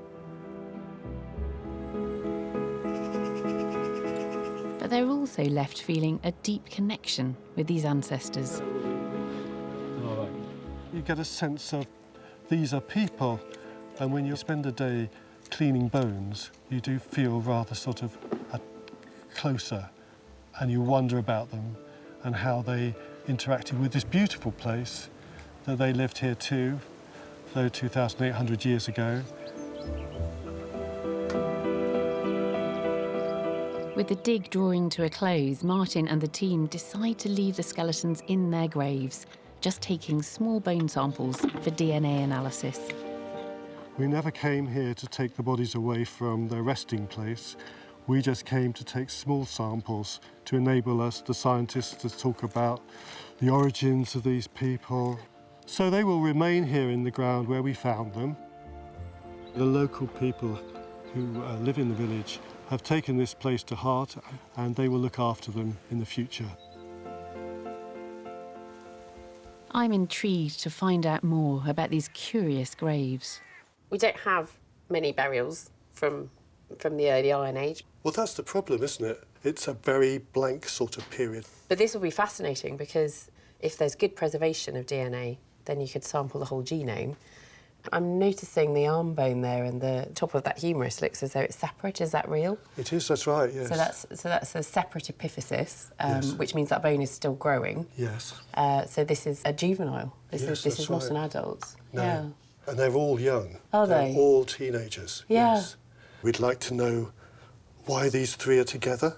So, are they related in any way? Are they brother and sister? You know, with DNA, we should be able to at least start to answer these questions. It hasn't been possible to answer them before. Were there any signs of cause of death at all? No, that wasn't seen. So it's quite a strange burial. They bound them when they buried them and trussed up as tightly as possible, legs and arms like this, perhaps wrapping them in something and then binding it tight and bringing the legs back up like that. Looking at burial practices like this, it seems very odd to us today. But then, of course, this might be just perfectly normal burial practice, a respectful way to treat the dead. It's a sort of window into a piece of the past we just don't understand, isn't Yeah, it? Which makes it fascinating. Mudlarking is a practice which has been popular in London since at least the 18th century. People scoured the banks of the Thames looking for valuable trinkets or cargo that had fallen off passing ships. But archaeologists sometimes indulge in a spot of mudlarking as well, and our next excavation focuses on a huge artefact, 24 metres long, a submarine chaser from the First World War. The dig takes place on the banks of the River Thames in Isleworth on the outskirts of West London. A team from the Thames Discovery Programme are investigating a sorry-looking watercraft left to rot in thick mud behind a boatyard. But this wreck has a story to tell.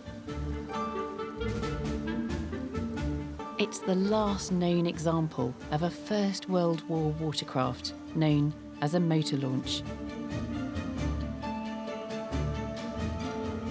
As far as we know, there are no plans in existence for these things. So the only way we can find out how these things were actually built is by digging holes in the mud and trying to record it.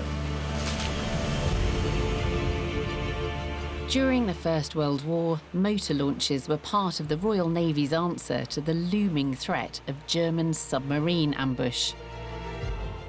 On the 7th of May 1915, the Lusitania was torpedoed with nearly 2,000 passengers on board. The ocean liner was ripped in two and sank in just 18 seconds. Over 1,000 people died in the attack.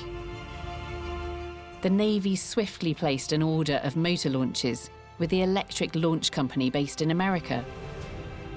These fast little boats were armed with depth charges, machine guns and a cannon, and would be sent out to patrol alongside British shipping.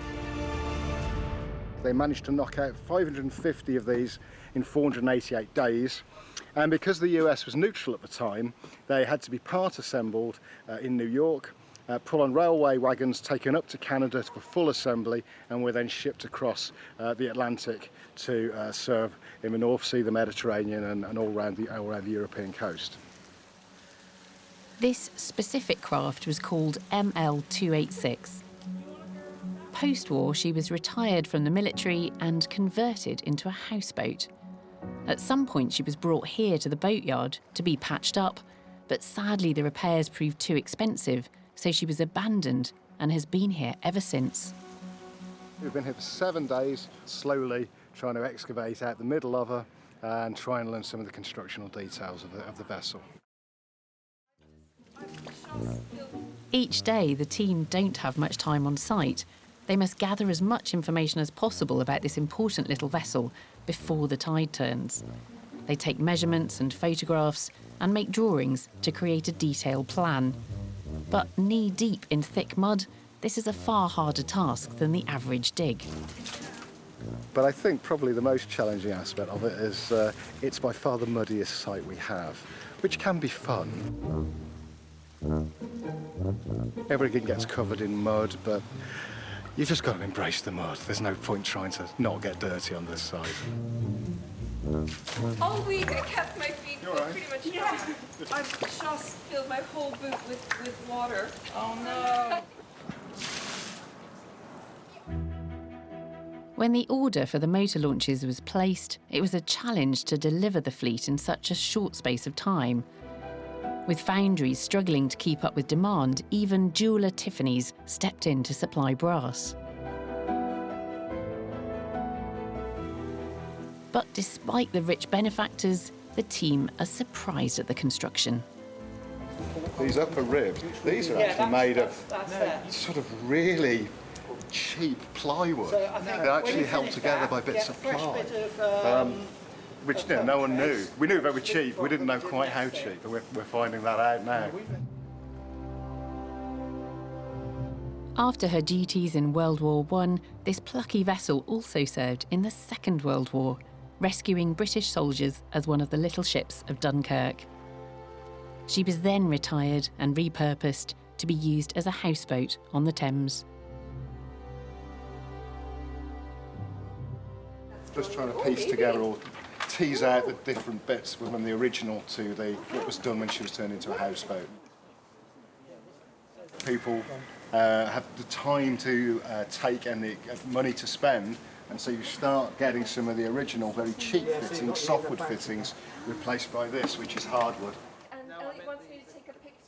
Elsewhere in the hull, the team are uncovering further features. See, our porthole opens! That's so exciting. The capstan would have been on the bow of the ship for letting go the anchor and then winding it up again. With the dig completely dictated by the tides, Elliot must run a tight ship and keep a close eye on the river. It comes in very quickly. When you're downstream, you've got plenty of warning. Here upstream, you've got no indication. It's running out, and suddenly it's going the other way, and it's coming in quickly. So we've got to get out of the mud and across the river, or else we're camping here tonight. The team now hope to use their photographs and drawings of this last remaining motor launch to create a detailed record of the structure of this historically important craft. Our next dig is back in Dorset, where archaeologists are investigating a Roman site. It was first dug in the late 1700s when stunning mosaics were found, but we know that they were dug up. We also know that very little attention was paid to what this building actually was, so many questions remain. The excavation is located just outside the village of Frampton, next to the River Frome. Archaeologist Dr. Miles Russell and his team from Bournemouth University are investigating the site. They want to find out about the people who lived here and, if possible, some clues about the relationship between these Romans and the wider local population. It's a Roman building that's been known for some time, but it's one of a number of extremely late Roman luxury buildings that are occurring in Dorset in the 4th century AD. This is a late Roman site dating to some 300 years after the invasion. Up until this point, Roman activity in Dorset is fairly low-key. There's no real villas until we get to the 4th century, and suddenly they're everywhere. So the real question is, what is happening in Dorset? Why does it take 250 to 300 years, and then there's a sudden explosion of wealth? These are starting to dominate the countryside. It seems odd that the Romans didn't stamp their mark on Dorset until so late. Elsewhere in England, Romans were building lavish villas and ornate temples. They brought with them a Mediterranean style of architecture with painted plaster walls and elaborate mosaic floors. Back at the dig, Miles starts to uncover the footprint of the villa. You can see where Harry's working down here. He's found this wall. It might be part of this sort of more extensive rooms coming through. That block of stone there, I think, might be part of a step or an entrance structure going up and into the corridor. So it's some kind of formal entranceway here. And then this is a slightly destroyed wall, and you can see we're coming into now mosaic. So this is some of the mosaic that Lyson's recorded in the 1790s. That is very nice. That is amazing. Right. Lovely. Absolutely incredible. When the mosaics were first revealed in 1794, they were so impressive that King George III came to visit. but they were not preserved in situ and seem to have been taken away as souvenirs. Despite the fact the mosaics are mostly gone, there's still plenty of material on site that could reveal more about who was living here and their status in the community. It's the rubbish that we're interested in, things that tells us about ordinary lives of people living in this site. So the sorts of things that were not saved during the 1790s dig.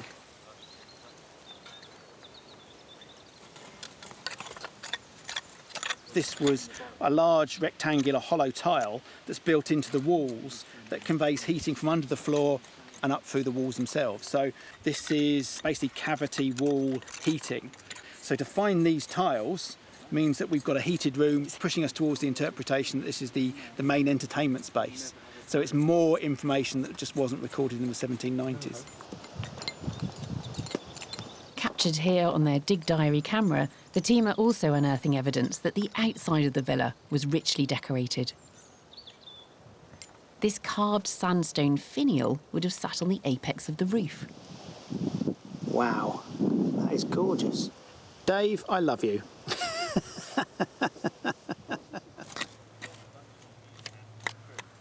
Everything that we're finding from the box-through tiles, which suggests underfloor heating, from the wall plaster, and now also from the pottery and animal bone, it all fits a domestic context. It is a wealthy, high-status building up against the River Frome in quite an exotic and luxurious part of the Dorset landscape. In amongst the rubble, Miles is also finding intriguing evidence of the people that lived here. One astonishing item even gives us a glimpse of their religious beliefs. This is a coin of the Roman Emperor Magnentius in about 350 AD. We've got his face on one side, and he was very keen to advertise that he was a Christian emperor. So on the back of his coin, we've got the Chi-Rho symbol, the P and the X. The key thing about this, it's been pierced, so they've worn it around their neck. The Roman Emperor Constantine converted to Christianity in 312 AD. With his backing, this religion slowly spread through the Roman world, reaching even the distant province of Britannia. And it's a nice little individual find that gives us a little insight to the sorts of religions that were going on here. These are a new wealthy elite that's coming in from another part of the empire, and they're building their luxury houses here, and they're bringing their exotic Eastern faith with them. And it's coins like this that give us that indicator of that sort of personalised aspect of this new religious belief system. But this opulent villa and its Christian Roman occupants are only a small part of the story of Dorset at this time. At another site, not far from the villa, Miles is also finding evidence of the people who lived in the wider landscape here. These people belong to a tribe called the Durotriges. The Durotriges were one of a number of tribes in southwest Britain at the time of the Roman invasion and occupation. The land of the Durotriges seems to have centred on Dorset, with parts of southern Wiltshire and Somerset as well. But very little is known about their relationship with the Roman Empire. The artefacts Miles has unearthed give us a glimpse into the lives of these people. The Durotriges, the local tribe, are constantly recycling, reusing, and making sure that everything has a purpose. So this is actually carved out of a sheep bone. You can see it's a comb. Other things that we get from native sites around here, we get lots of spindle whorls. So these are sort of the weights at the end of a spindle during weaving process. We get no real idea of the range of materials they were wearing. The only real dress indicators that we get are often like this little bronze pins or brooches. This is much like a modern day safety pin. It seems that the Durotriges lived peacefully alongside the Roman settlers, but these artefacts appear to show the Durotriges maintained a strong sense of their own identity. This is probably a wine vessel or possibly an alcohol, sort of a beer or mead cup. It's completely unlike anything that the Roman world is producing. People are using ceramic styles that aren't linked to the Roman Empire. They're using things that are more native design, and they're not high on status symbols. So despite some Romans building lavish villas in Dorset, Roman culture didn't seem to seep out into the wider countryside. As far as we can see, the locals here, the Unearthing tribe, didn't embrace Roman culture at all. They don't seem to be impressed by or want to be part of that Roman system. They don't seem to want to be Roman.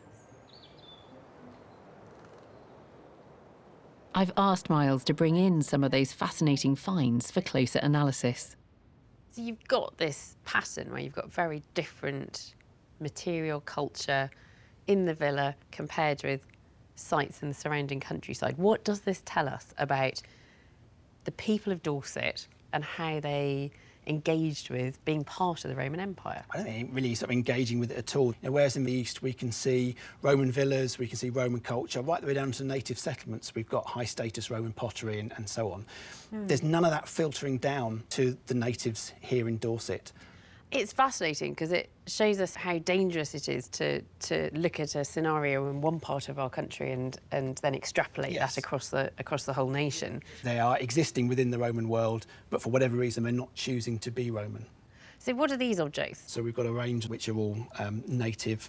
We've got sort of combs, we've got spindle whorls. There's a whole range of craft activities. So are these brooches not Roman then? No, they're not. Is that more of a kind of native British It is, design? yes. I mean, we see these really from about 80 BC onwards. We see them going right the way through the Roman period, but it's not something that is Roman at all. It's not influenced by the Roman world whatsoever. That's fascinating. So you're seeing a completely different culture. Yes, I mean, British Iron Age the Roman version. fibulae are far more decorated, far more sort of squared and really sort of quite chunky status items. These are quite small in comparison. And then this little bowl. I mean, this is beautiful, but this is very much a British form. Yes. So that's black burnish ware. It's very highly polished. It's made in southern Dorset right the way up until the 4th century AD. And again, you've got that sort of diamond X-shaped design around the outside. And it's got this inbuilt strainer on it. It's brilliant, isn't it? Yeah, Yes. I really like it. It's beautifully made. And then look at that crazy swirls. design on the base. These are all individual, unique items, so they've got their own personality to them. These people clearly thought of themselves as being the people of Dorset. Exactly, and there's no real desire to be Roman. They're paying their tax, they're living within that system, but they're not choosing to become Roman in any shape or form. They're not adopting that identity. No. So even when you've got villas appearing in the countryside, in Dorset, they seem to be capsules of Roman culture. It's not seeping out. No, it's a little sort of cultural bubble. I think the wealthy are living in their house with their own estate, but their culture's not seeping out to the wider world, and neither is the native stuff coming in. So they are very much sort of excluded between these two separate worlds. There's a sort of almost like a cultural apartheid going on there between these two different cultures.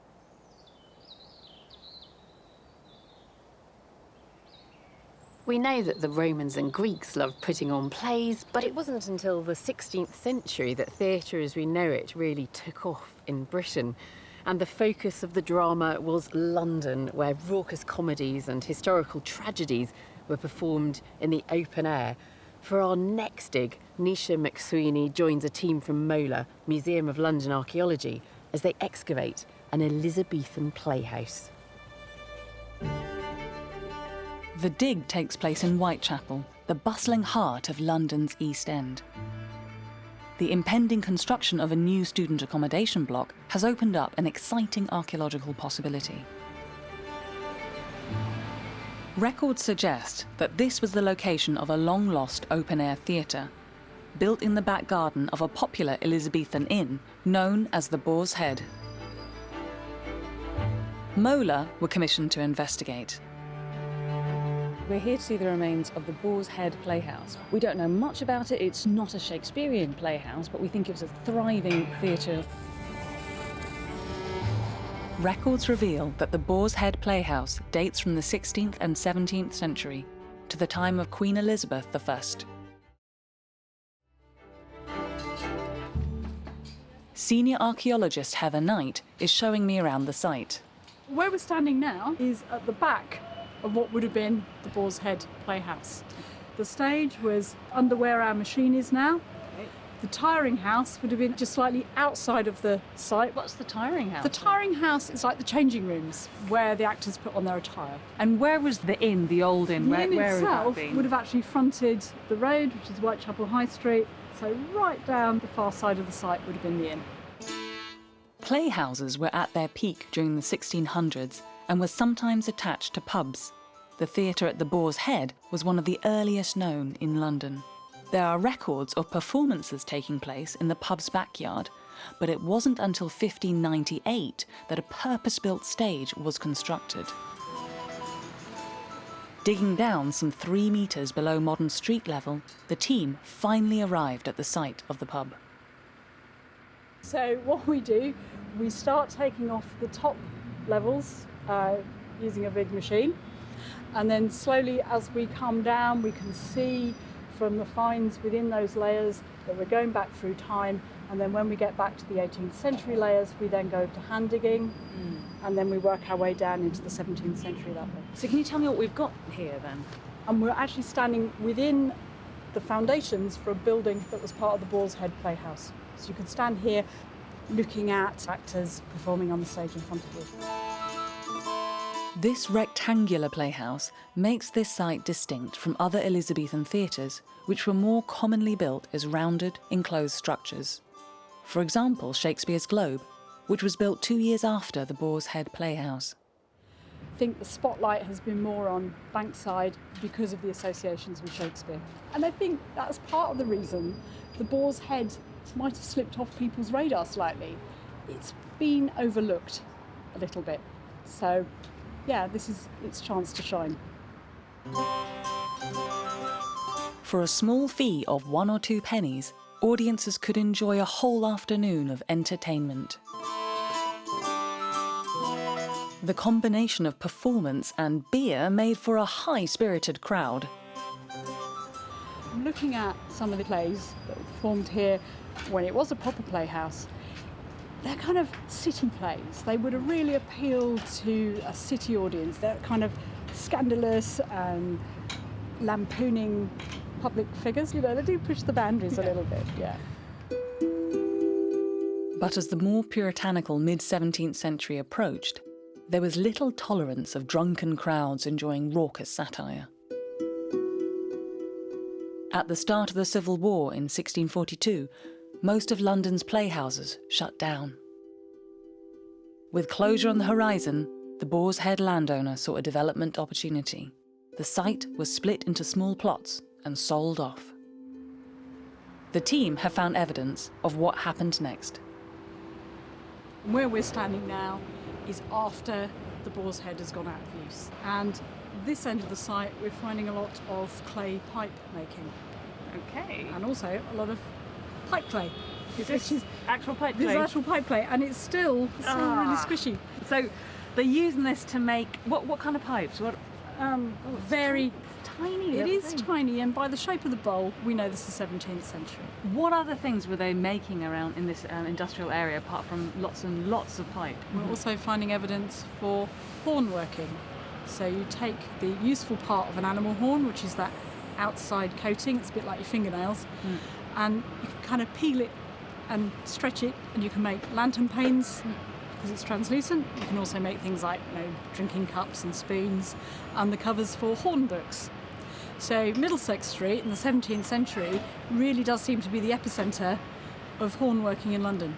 After the end of this kind of theatrical period and the site, it then becomes a kind of commercial centre. It is really industrial, and it's kind of the industries you wouldn't maybe want to live next door to.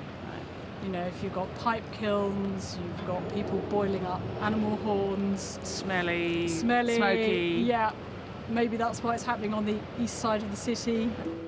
As London grew, factories and other manufacturing sites tended to be built on London's east side.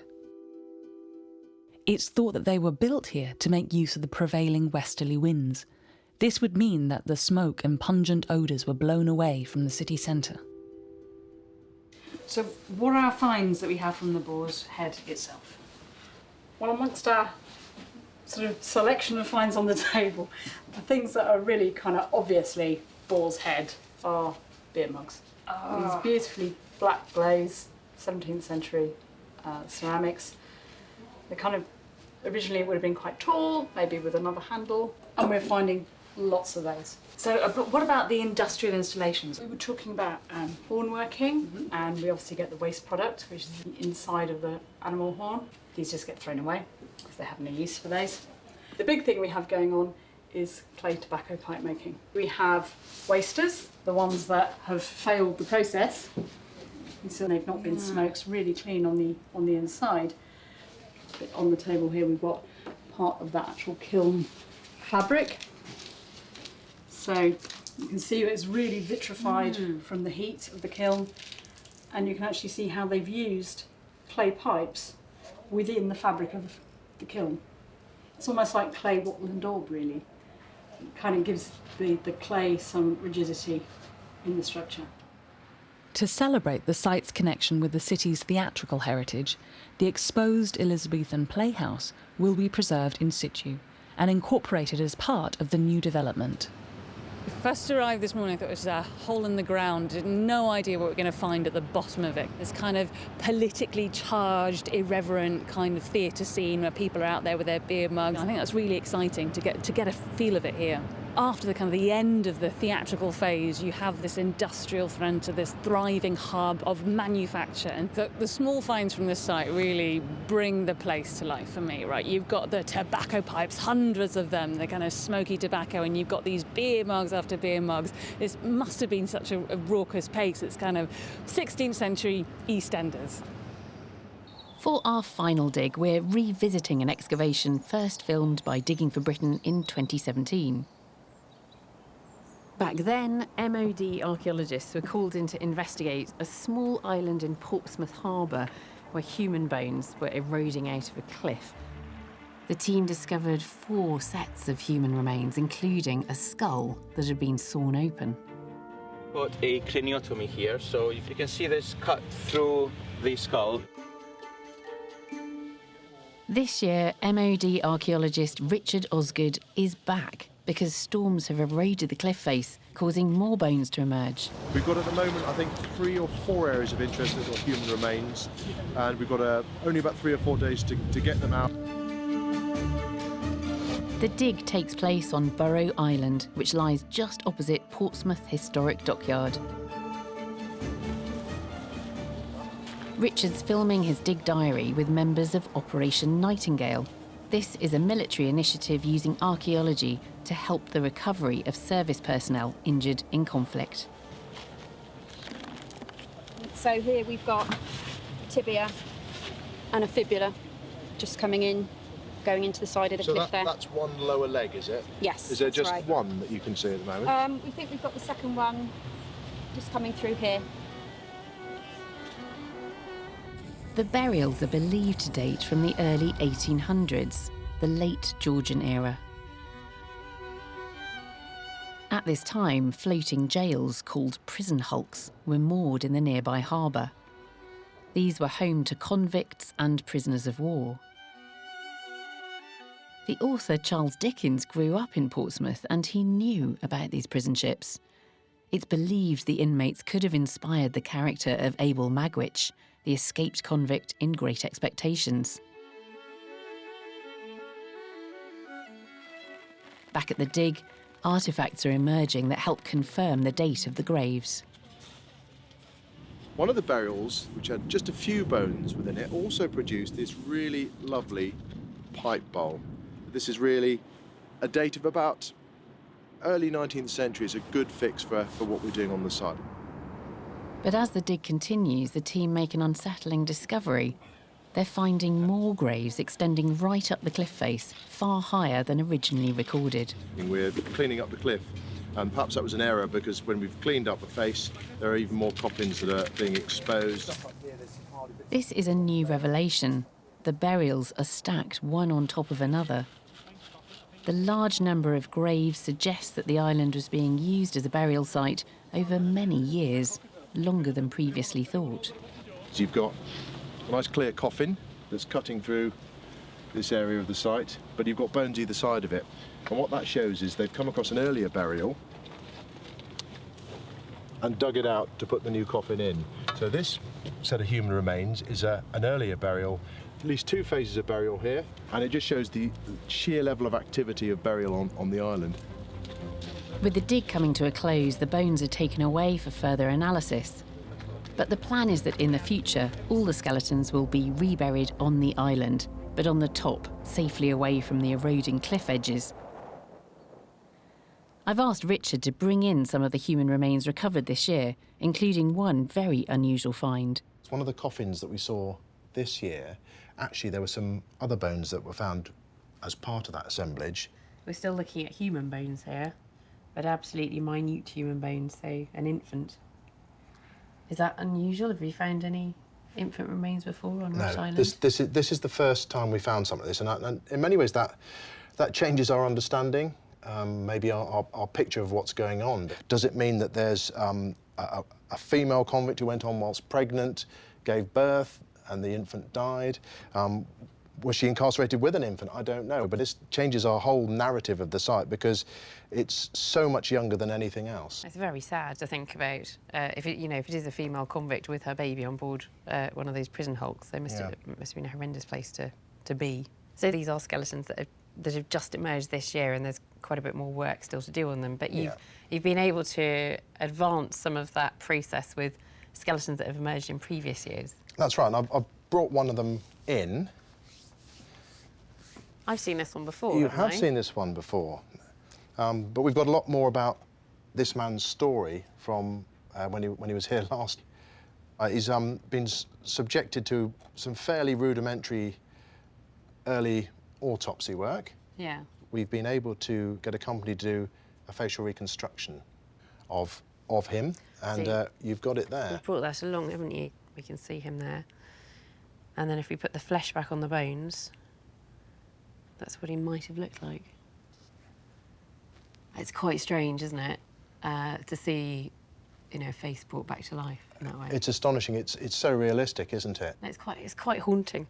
I'd like to think he'd be pleased that we remembered his story and are still telling a bit more about him some 200 years after his demise.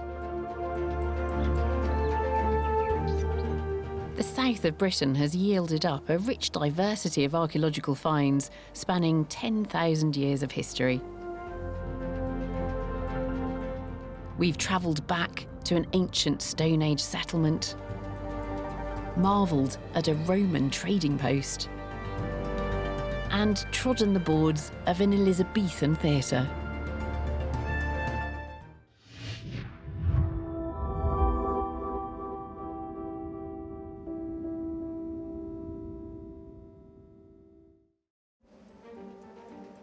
The United Kingdom has an epic history and a wealth of secrets still to uncover.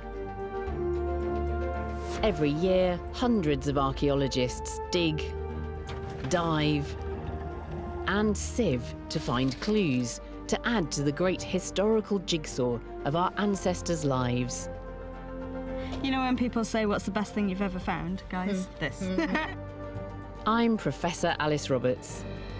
This year we've uncovered some astonishing finds and made some truly groundbreaking discoveries.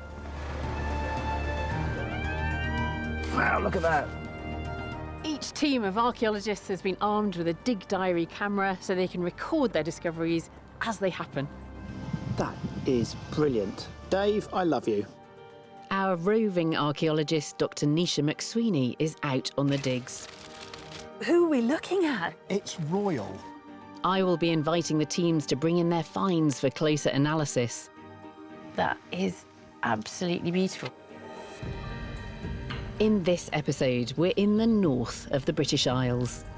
The north of Britain is stuffed full of history and archaeology, from Neolithic settlements on Orkney to Hadrian's Wall, from a Viking capital in York to a king buried in a Leicester car park. And I'm here on the banks of Loch Ness, close to Culloden, the site of the last great battle of the Jacobite Rebellion in 1745. We'll join digs right across the north as archaeologists search for a long-lost Viking drinking hall, discover Roman treasure hidden in an Anglo-Saxon cemetery, and reveal evidence of our ancestors' deepest fears. Welcome to Digging for Britain.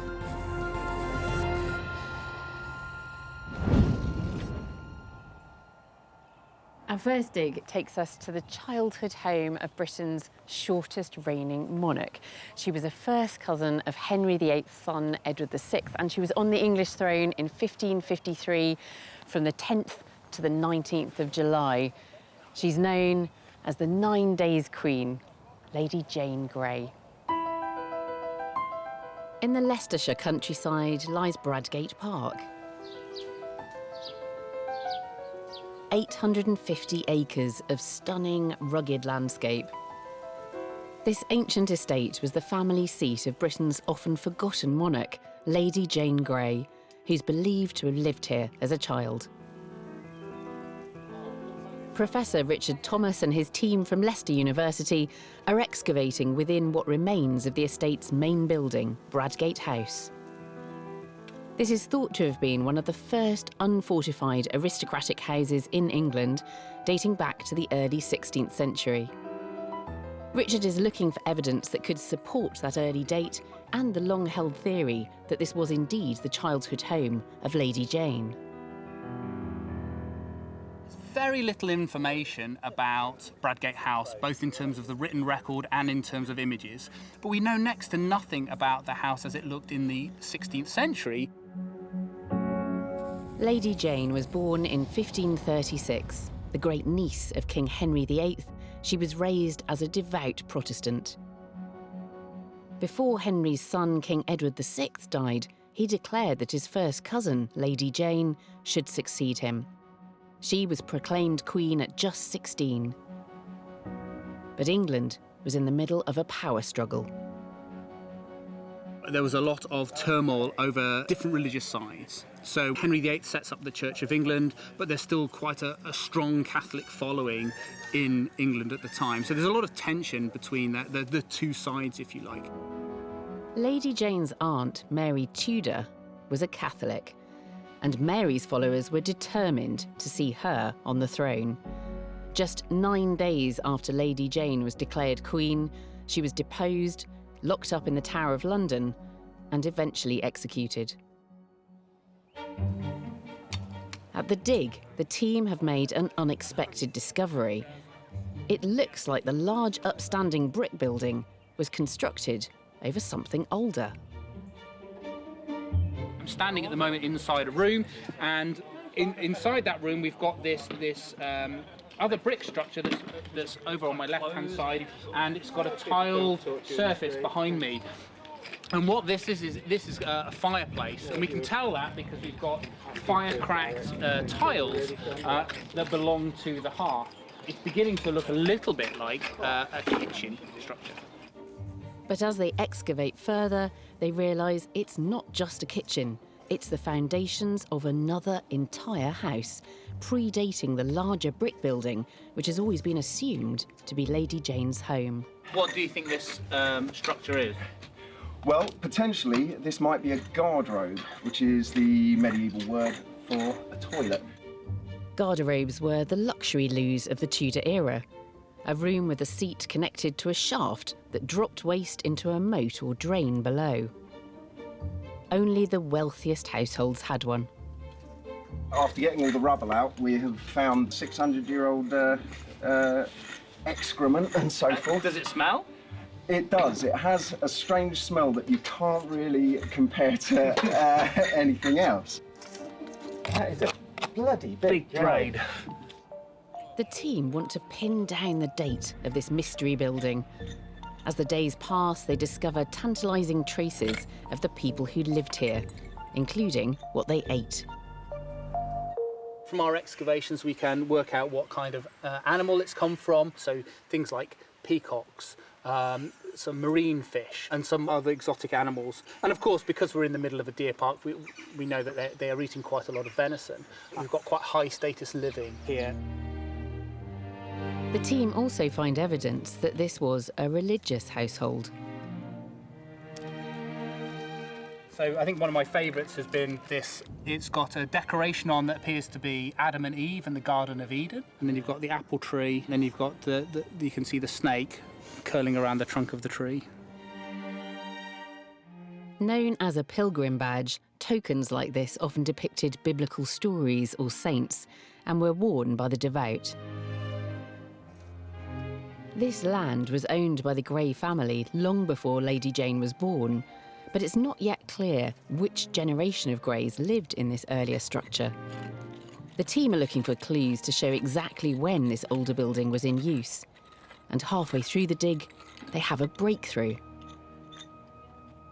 This morning when we were clearing away some of the demolition layer in this area, however, we uncovered a sovereign penny, minted during the reign of Henry VIII. So we don't know the exact date of minting, but somewhere between 1509 and 1547. That's important because that gives us a date somewhere in the sort of early to mid 16th century. We can say with some degree of confidence that these walls came down sometime in the first half of the 16th century. This tiny coin suggests the older building was in use when Lady Jane was a child.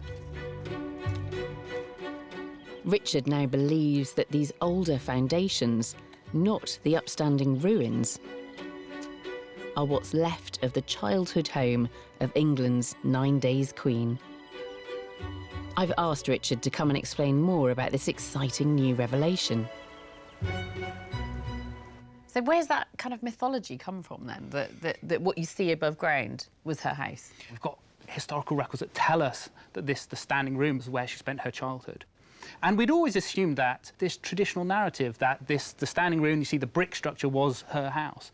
So when we started the project, we had absolutely no idea that we would be discovering an earlier house and that the upstanding structure would turn out to be later. So it was completely unexpected. So you've got some of the finds here. How do those relate to this building? Yeah, so we knew we had this earlier building, but what we really needed is something that gives us an absolute date for when it was in use. And the coins have been really, really helpful in helping us to determine those dates. And this is a coin, silver coin that was minted at the Tower of London, and it was minted somewhere between 1544 and 1547. You know, she was born in 1536, so potentially she's 8 years old, running around Bradgate House at the time this coin is dropped on this floor surface, and then it becomes sealed by another floor surface later on. So we're getting this glimpse of a moment where there's this little girl running around in the house. Yeah. Her great-uncle is on these coins, and she has got no conception at all that she will eventually end up on the throne. Absolutely none whatsoever.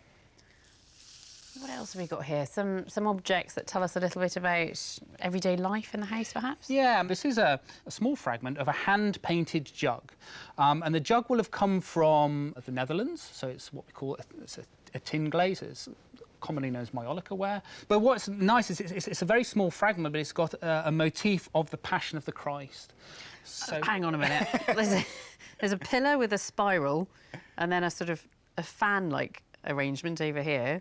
How do you know that this is meant to be something about the crucifixion? So, yeah, thankfully we've got complete vessels where we can actually see what the entire picture looks like. But what we've got here is this pillar. That is the pillar where Jesus was whipped. And then we can see the fan you're referring to, that is the whip. And again, it's telling us lots of different stories. It's telling us about trade connections, it's telling us about their status, to be able to afford these, you know, luxury imports. But it's also telling us, again, about that centrality of religion to daily life. And what about Lady Jane Grey herself? Do we know where she ended up? Where was she buried? Because she was of royal descent, she gets executed at the Tower of London. And so her body, she's supposed to be buried in one of the chapels at the Tower. So, of course, all sorts of local legends that the body was spirited back to Bradgate and was reburied, but we have no expectation that was the case. And why do we not call her Queen Jane? Yeah, it's really interesting why she's still Lady Jane Grey. The reason is because she although she was proclaimed Queen, she never had a coronation. So it's effectively a technicality that we don't call her Queen Jane. It's just extraordinary, isn't it? She had no idea when she was a little girl that she would end up sitting on the throne, and then she's on the throne for 9 days, and that is effectively a death sentence. Yeah, at age 16. Yeah. It's a real tragic story.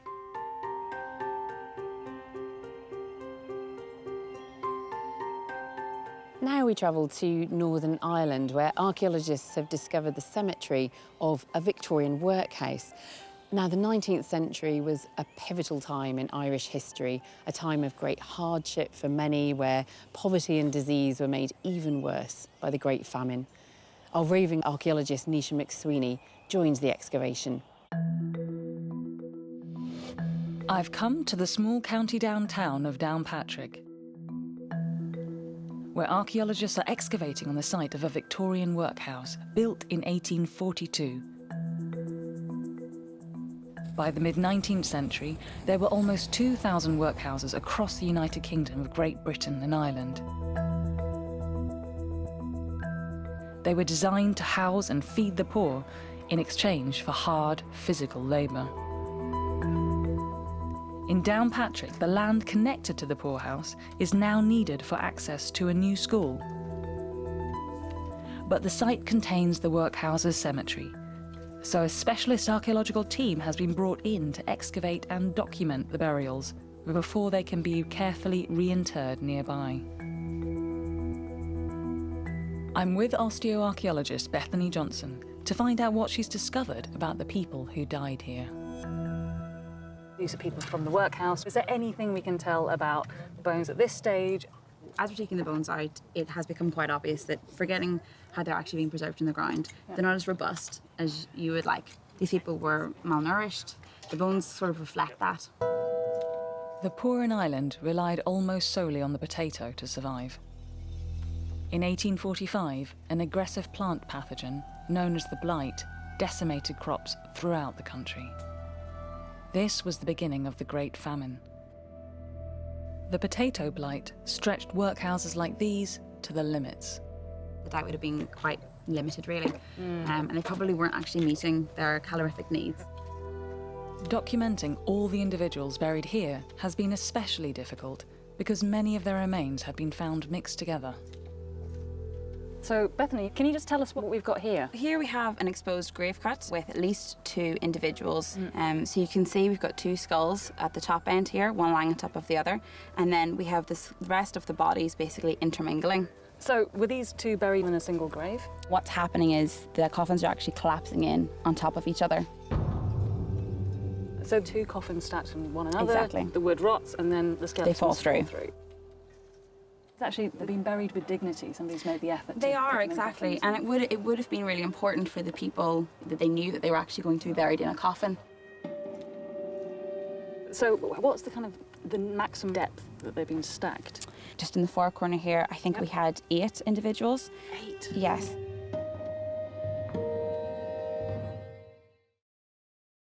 The highest stacks show that at a certain point, the death rate accelerated rapidly, beyond even famine levels. The cause was known as famine fever. In 1847, just 2 years after the famine struck, a deadly combination of relapsing fever and typhus ripped through Downpatrick and the workhouse. Head archaeologist Chris Lynn understands how devastating the combination of famine and fever was. What kind of impact did it have on the workhouse? The workhouse was really constructed for a population of 500. Right. But during the famine, it increased to 1,000. And because of the fever, it was like a sudden collapse of the population of the workhouse. Right. So people were dying, and then the population of the workhouse more or less instantly filled back up again because of the famine. By 1849, just 7 years after this workhouse opened, 1 million Irish men, women and children had died. A further 2 million fled the country, many seeking refuge in America. So this site for me has been a real eye-opener. We're only 150 years apart, and I'm sitting here, I'm only separated by a few generations from the person. And that has made this very, very immediate experience for me. It's all the more so because part of my family is Irish, my father's Irish, so this feels like I'm sitting here excavating a bit of my own history. The team estimate there are close to 400 burials in this single cemetery. It will take them more than a year to carefully exhume, document and reinter the remains. But what they reveal stands as a shocking reminder of the devastation that poverty, famine and fever wreaked on this community in such a short period of history.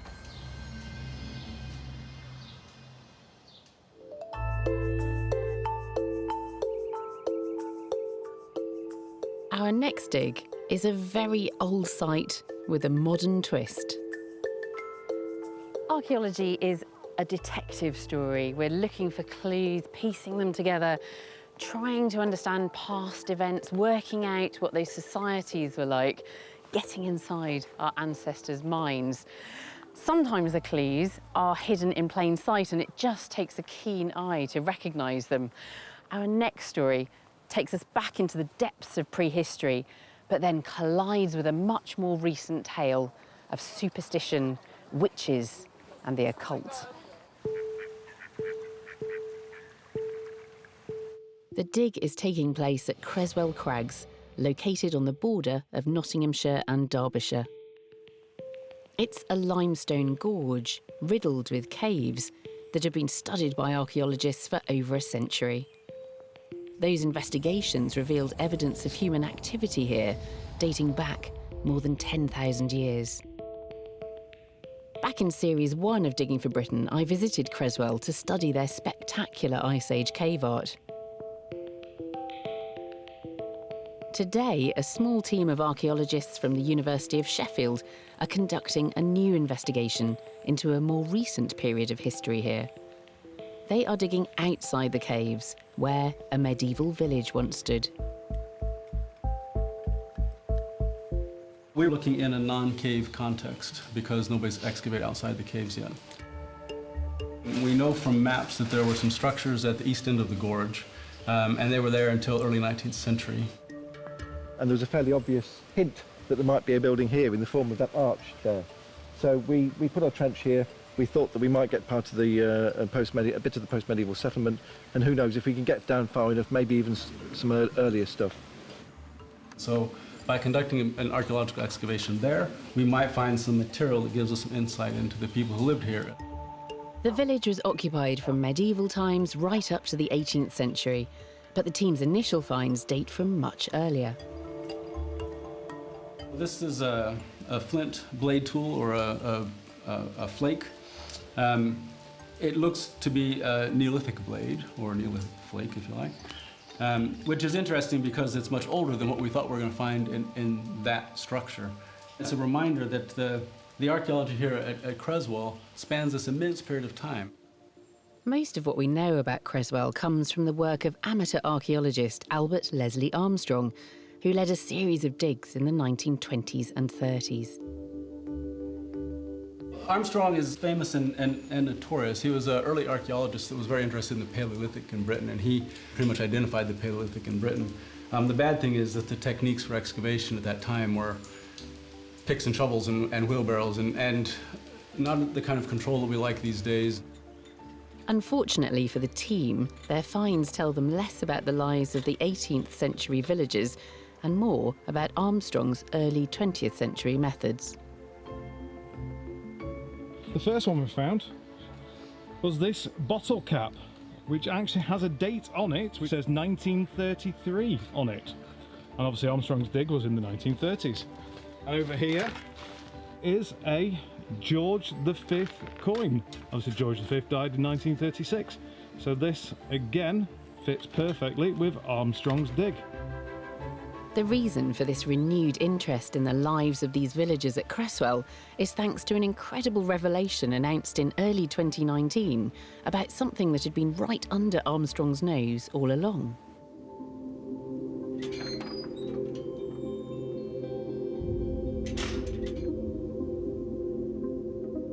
The walls of the caves at Creswell Crags are covered in strange marks, scratched into the rock.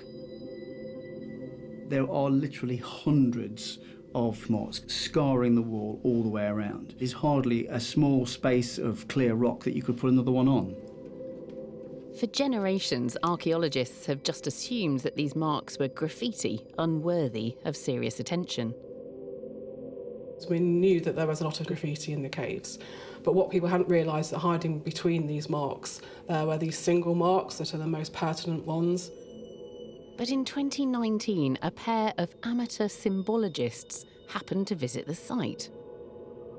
They realised the significance of these markings, recognising them as witches' marks.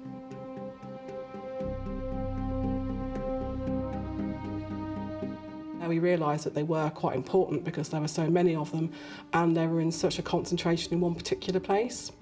So we knew there was a story to be told here. Witches' marks, or apotropaic marks, from the Greek meaning to turn away, were used by fearful locals to ward off evil spirits. King James wrote a treatise called Demonology, which set out ways in which witches could be feared and witches could be seen and found and how they infiltrated houses. James I believed that witches existed and were responsible for many of society's ills. His 1597 treatise on demonology described different sorts of demons and witches, and he was personally involved in witchcraft trials. A belief in witches persisted right up to the 19th century. The most common mark at Creswell is the conjoined V, which refers to the cult of the Virgin and the Virgin Mary. We sometimes find marks of Christ's name. One that we find is the IX, and this is known from other cave contexts and from churches and buildings as well. We've also got a 1718 and a 1717, which is right in the middle of the period that we think that these probably date to. And further down the tunnel on the right-hand side, we've got possibly our oldest date of all, which is 1505. The dates place the marks within the time frame of the village, and they're particularly concentrated in one area of the cave. What we've got here is what some of the press have christened the gateway to hell, and there's a gaping chasm in the middle of this chamber here, which has got to be 12 to 15 feet deep. There may have been a draft blowing through that hole, and evil spirits are meant to follow flows of air, so it could have been that was concerning them. Maybe there's been some infant mortalities, cows aren't producing enough milk, which you might think is down to an evil influence, and that you might want to do something about that and drive that evil into the furthest reaches of the darkest part of this cave in order to trap it there. It turns out that the most compelling evidence of the villagers themselves has been hiding in plain sight, inside the caves, all along.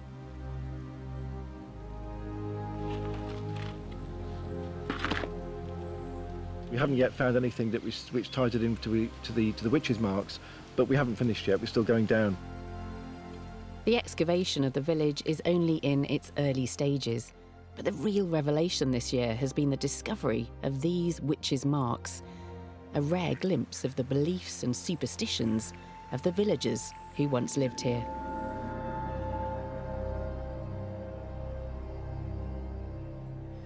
The Anglo-Saxon period in English history dawns after the collapse of the Roman Empire and lasts right up to the Norman conquest. We learn a lot about the Anglo-Saxons from their burials, in particular the grave goods. We learn about the clothes people wore, the objects that they found precious, and the way that they constructed their identities. Now a dig in Lincoln is focusing on Anglo-Saxon death in order to shed light on those past lives.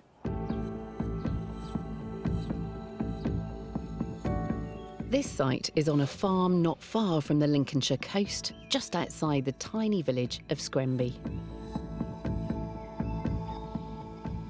First discovered by a local metal detectorist, it's a hilltop cemetery containing almost 100 graves dating back to the early Anglo-Saxon period in the 6th century AD.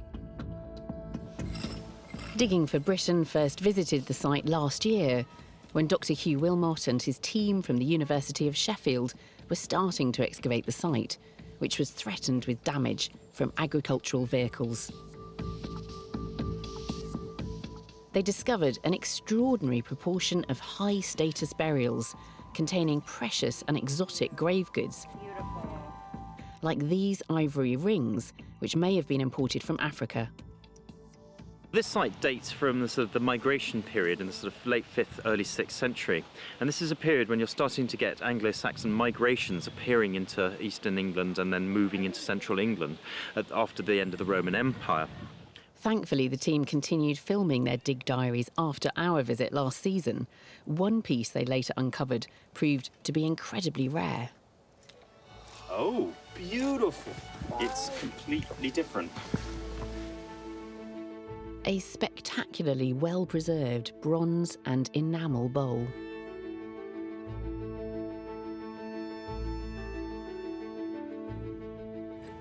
The team have returned this year to complete the dig.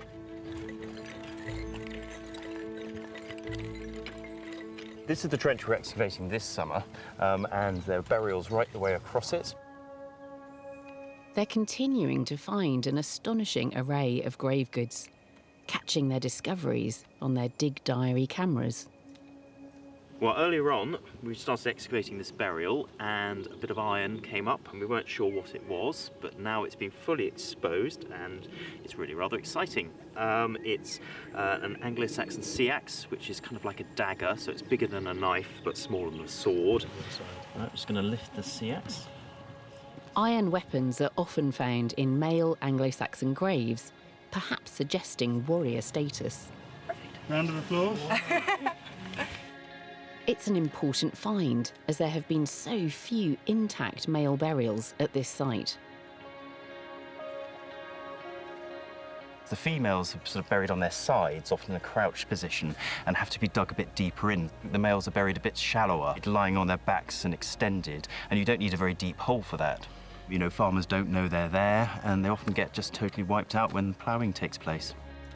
We don't know why men and women were buried at different depths, but it means that many deeper female burials have survived completely intact. Well, we've just started lifting one of the necklaces on one of the females there, and one of the fine beads that's come up is this rock crystal one. It's obviously a naturally occurring mineral, and it's extremely hard, and it's been polished and smoothed into this really super bead that looks like it was made yesterday. And they're not that common a find. But not all the finds are simply decorative. Oh, wow, how's it going here? What have we got? We've kind of got an indication that there might be a girdle hanger around here, but we're not quite sure yet. Girdle hangers were worn at the waist and often shaped like keys. Scholars believe that they represent an important symbol of female identity, possibly relating to a role as head of a household or even a landowner.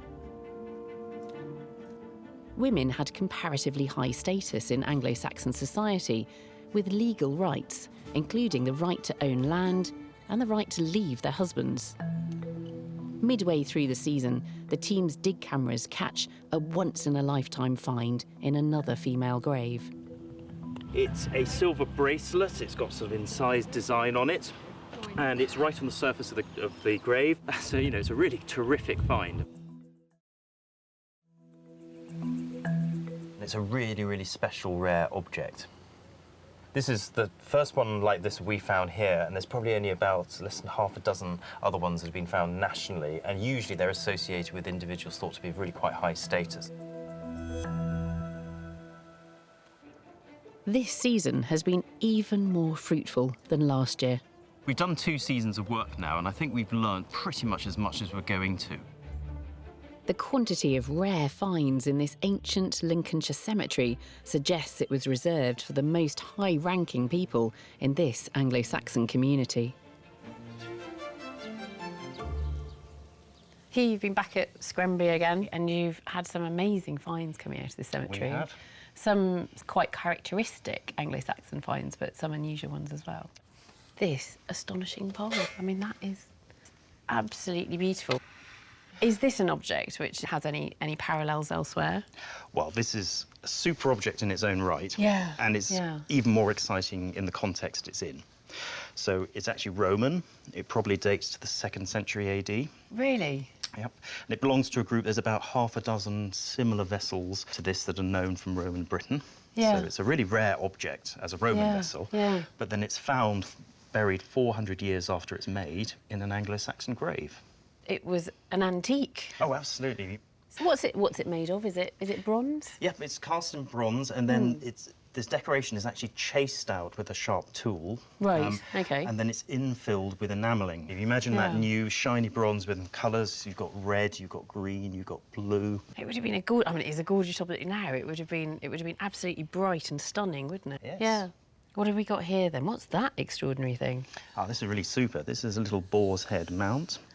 You can see the tusks and the teeth there, and it's got these little garnet eyes. So those garnets are looking a bit dull now, but they would have been bright red, wouldn't they? Red. We're not entirely sure what it is, but one possibility is it's possibly a mount of a helmet. Right. There's a bit of an association between the boar imagery and Anglo-Saxon helmets. That is stunning. Now that brings me to this extraordinary bracelet. Absolutely beautiful. Wow. Well, this is one of our star finds. It's not often you kind of find sort of large sort of silver objects in Anglo-Saxon burials, and Can I pick it up? Is it too fragile? No, it's remarkably stable. I mean, it's almost as if it's been made yesterday. Yeah. I mean, it's a very, very rare object. There's probably about a dozen of them known from cemeteries across the country. Yeah. And most of those come from antiquarian excavations, so it's really nice to have one from a modern excavation. And the ones that are known, are they of a similar style to this? There are two broad styles. One's like this, which are sort of flat strips of silver that are just sort of wrapped around, Yeah. and tend to be heavier and have a sort of higher content of silver. And then you get another type where they're sort of crinkle cut, sort of thinner and sort of fluted. And they seem to have a sort of distinct regional variation.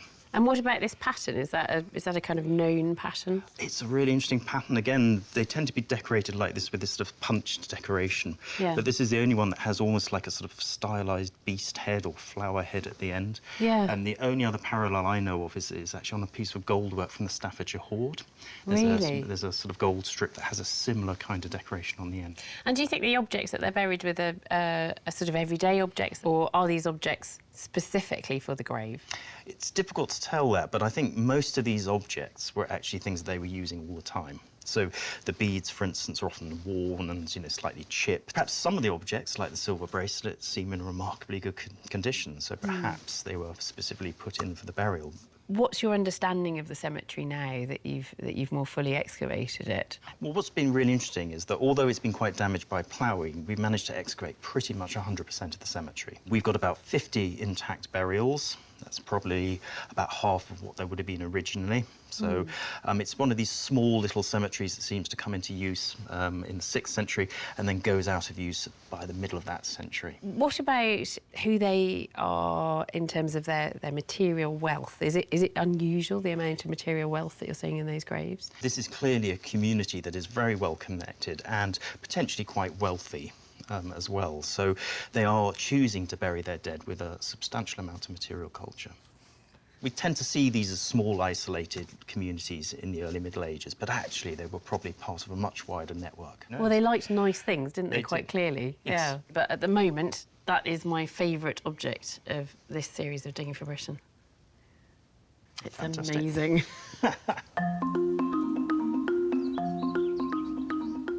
As you go back in history, there are very strong links between Scandinavia and Scotland. The Vikings start by attacking places in Britain, Lindisfarne, Iona, but very quickly they're coming here not just to plunder and return home, but to stay. Our next dig takes us to Orkney, where archaeologists are investigating a large Viking settlement. Off the north coast of mainland Scotland sits Rousey, one of the Orkney Islands. It was an important seat of Norse power, and the west of the island is mentioned in the Icelandic Orkneyinga saga, documenting the colonisation of the region by the Viking Sigurd the Mighty. It's home to Scale, an abandoned farmstead with links back to the 17th century. But recently, archaeologists from the University of the Highlands and Islands discovered a long wall running beneath the farm building. The wall is estimated to be over 1,000 years old, which would place it in the Viking era when the Northern Isles came under Norse rule. This year, the team, led by archaeologist Daniel Lee, has returned to the site along with local volunteers. They want to know if this wall could be more than just an ancient boundary. Scale is Norse for hall, and the team think it's possible that this wall could be part of a Viking longhouse or drinking hall. They use their dig diary to document what they find. We've uncovered more of the wall in Trench 4, and we're extending that trench down to the west. So hopefully we'll be able to find the end of the wall. Daniel suspects they're excavating one of the long sides of the building. He hopes to find another shorter rear wall at its end. And we can find the internal area and try and assess what this building was used for and try and date it more securely. While half the team gets stuck in trying to find the end of the ancient wall, others working in neighbouring trenches are already finding clues that this was a well-established Norse settlement. We've got Trench 22, where we found some Norse artefacts and a kind of midney layer. And we had a pig skull and a pot lid and some pottery. Lots of garnet mica schist, which is typically Norse. Garnet mica schist is a hard rock often used to make millstones, but it's not native to Orkney. The Vikings here most likely imported it from Norway or other parts of Scotland as they spread across the region. But there are also signs that they made ingenious use of the local materials available on this island. This here's a spindle whorl, quite an exciting find that we've just made in Trench 4, and it's made with the ball joint off the top of a femur. So it's been sawn off, and then it's had a hole bored through it. You can see the ball joint there, and then that would have had a stick through it. Spindle whorls are weights, often made from soapstone, antler or bone, giving a simple drop spindle the momentum needed to spin fibres into yarn. Despite success in the other trenches, the Viking hall itself is still proving elusive. The mystery wall seems to have no end. What we got, Jess? More of the wall that was uncovered last year, and we're hoping to find the corner really soon, but it's not looking promising. But at the end of week 1, there's a glimmer of hope. It's day 7 at Scale Farm. We've had a really exciting development in Trench 4. We've got another phase of wall on top of that in the northern side of the trench. To find a new section of wall built on top of the first implies they're digging the foundations of a structure important enough to have been rebuilt or enlarged. So they start widening the trench. And we've been trying to expose some of the internal area of what we think is a large building, maybe hoping it would be the hall at scale. They're now more than halfway through the dig. It's a race against time to find more conclusive evidence. And at last, they have a breakthrough. Today we've extended the trench further to the south and we think we found it. We've got a very large longhouse, an early longhouse coming out from underneath the settlement mound down the slope to the west towards the shore. Daniel's suspicions have been confirmed. In another trench they discover a second wall running parallel to the first. Along it they find what looks like evidence for seating, suggesting the structure was indeed a large longhouse. We've got the inside face of the southern wall running up and down parallel with the trench edge, just there. And we think that this is one of these side benches down the inside face of the long hall that would have run up and down that way, with a similar feature on the opposite side of the hall there. Then you'd have had the hearth somewhere here. Elsewhere on the site, small personal items are turning up, characteristically Viking in style. And just found this tiny fragment of really quite finely carved end of a Norse comb, which may have the antler teeth as well.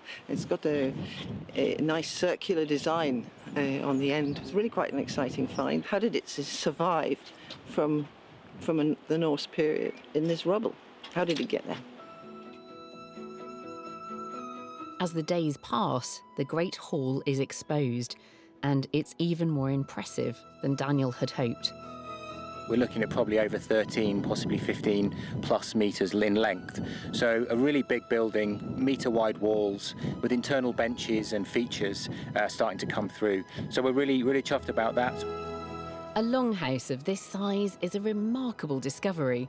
Perhaps it could even have been the hall of Sigurd, the first Earl of Orkney himself.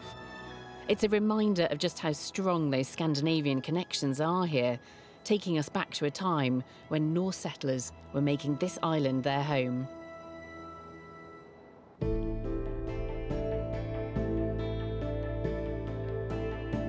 It's very well invading a country and establishing a military presence there, but then you have to feed your army. Now, it's quite rare to find any evidence of how the Romans managed to support their troops in Britain. But now archaeologists in northwest Yorkshire are hoping to find some answers. At the northernmost point of the Yorkshire Dales National Park lies the majestic Swaledale. In 2009, a local amateur archaeology group uncovered the footprint of a single roundhouse, a typical Iron Age dwelling. But native Britons continued to make roundhouses right into the Roman period. Archaeologist Philip Barstow has been investigating the site and is returning this year with a team from the University of Newcastle to explore further. It might be a continuation of this cobble surface that we're seeing. Philip thinks there could be more dwellings, and he's focusing on an area that they began excavating in 2018. This is Area 1. Last year, when we opened up the vast open area, we came across these flagstones. So our task this year is to cut into this and try to find the northern edge, because up to now we've only got one definite roundhouse. As they excavate, the team are finding signs of the people that lived here. Nice big fat juicy worm, I'm just removing him. And then you can see there, you can see the rim appearing, and the rest of it appears to be here. Oh, it's a lovely massive rim. That's a big pot. Philip's suspicion that there may be other dwellings here proves to be correct. They've exposed another large cobbled surface with a curved reinforcing wall behind it. We can confirm this is another roundhouse. It's about 4 or 5 metres in diameter. That's cobbled as well, and cobbled path going up to the west. Amazing. Absolutely amazing structure. With another roundhouse appearing, this could be a village. But what's most striking is evidence of a sophisticated design feature not usually seen in roundhouses. This carved piece of stone is a door sill. The work craftsmanship to actually create that lower surface to create an upper ridge there, so the door actually shuts against that. This unusual masonry seems incongruous. It looks like the work of another group, the Romans. I've seen no other parallels of this sort of construction in a native Britain site, but loads in Roman forts. So somebody is advising them or showing them or actually making these, and they're putting it in with the context of the house. There certainly was a strong Roman presence in the area. After the Romans invaded in the 1st century AD, they steadily advanced north, setting up military strongholds along the way. By the mid-2nd century, there were around 50,000 Roman troops in Britain, and some of them were stationed near here. We've got Bainbridge to the south, we've got Catterick to our east, and to our north we've got Greta Bridge and Bowes. At least 3 of those were in active occupation throughout the whole period. And these forts needed food. We've got a pit, flag-based, stones vertical at the sides, well-built, and some sort of possible chute here. Maybe now we've found where they're actually storing their grain. I'm just really pleased with this. Other finds on the site suggest that not only were the native Britons storing grain here, they were processing it using Roman equipment. What we're getting back, the information we're getting back is, this is a military type quernstone. Quernstones like this were used for milling grain into flour. This is a community living here, using these to grind presumably quite large quantities of grain. There are also signs that the native Britons were being paid for this work. And this one's really nice. If you look carefully, you can see that she's the wife of Septimus Severus. Brilliant. So this coin dates from about 196 to 211. Right. And it's a silver denarius. So this is the sort of thing Roman soldiers would have been paid with. So is that indicating, well, they're buying things on site?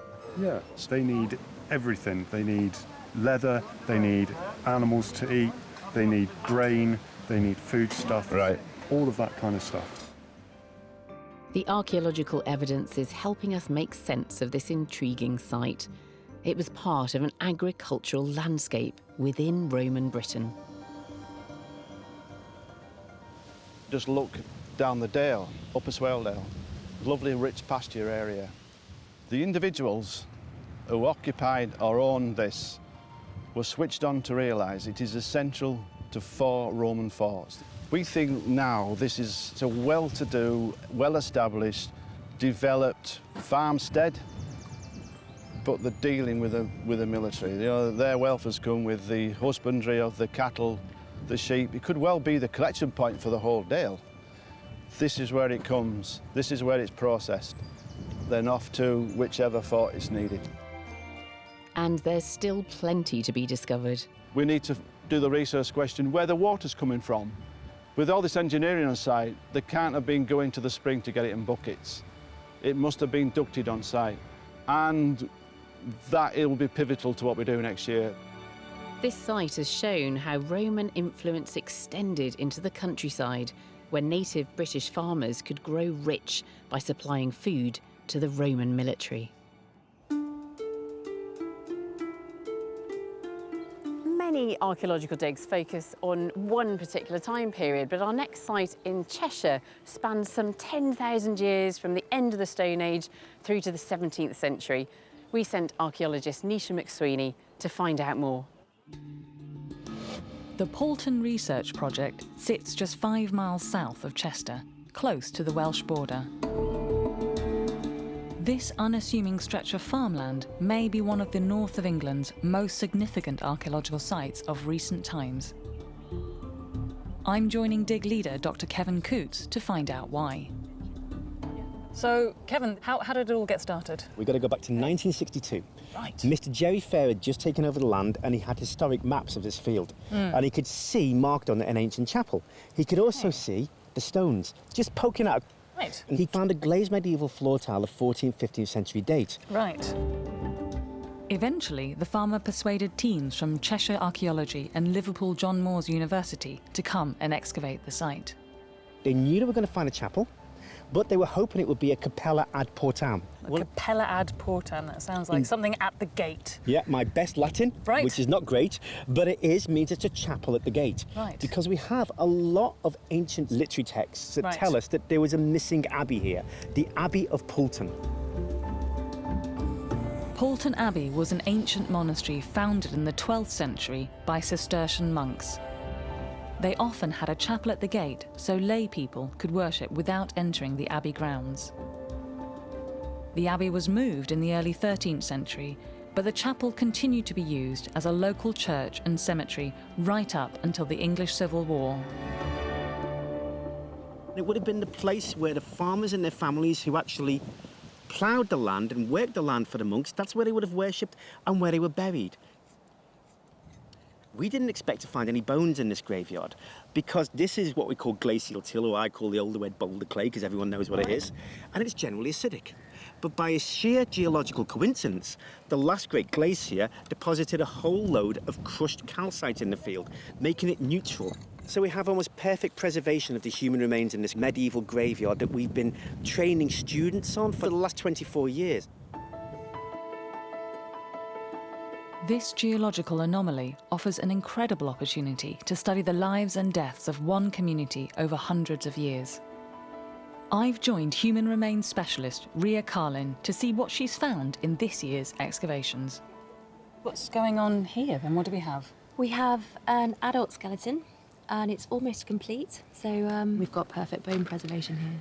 Archaeologist's dream. Absolutely. Fantastic. Yeah.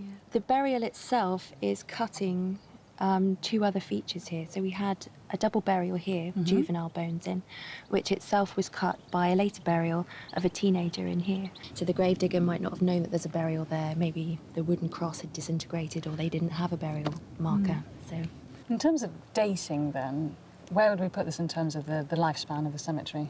probably toward the end, sometime before the Civil War at least. And by that time, the cemetery has been in use for maybe a couple of 100 years already. Oh yes, so that would be, the graveyard would be almost full, as you can see by the intercutting features. Yeah. So we just need to take off a little bit of the clay that's still sticking to the bone while it's wet. Just clean it up a bit here. Okay, so that was just one bone. How long does it take to lift the entire skeleton then at that rate? It will take us at least the rest of today, maybe a little bit of tomorrow morning as well. How many have you had on this site to date? What are we, 986 this one? I think so, 990 I think we are up to now, 990. That's a lot of excavation, that's a lot of analysis. It is, isn't it? Absolutely, yeah, it's a big storage room. Finding the perfectly preserved remains of one community over a 400-year period is fascinating in itself. But what is most incredible about Poulton is that as archaeologists continue to dig down, they realise the site had been occupied for far longer than anyone had previously thought. What comes before the medieval period then here? So the medieval grave diggers were actually digging into earlier occupation layers and they were throwing it back in with the medieval burials. So we were getting Roman pottery, we were getting Saxon material, we were even getting material from the first hunter-gatherers to recolonise this area after the retreat of the ice sheets. Kevin believes he knows why countless generations have kept returning to this location. We're standing on a site with 10,000 years of human history. Why here in this one place? Well, that's a really good question. And the answer is right here in front of us. This is the perfect spot for settlement. That is actually the old Pulford Brook. Right. The historic boundary of England and Wales. It's heavily changed now from its original form, but it would have been wider, more free-flowing. You would have been up in this section here, and you would have been looking at the large animals coming down to water. It would have been like shooting fish in a barrel. And it's a floodplain below us. When the floodwaters recede, it leaves behind very, very nutrient-rich silts, which are really good for agriculture. And then it moves up through time, through to the extensive Iron Age occupation, into the Roman period, Saxon period, then the medieval period.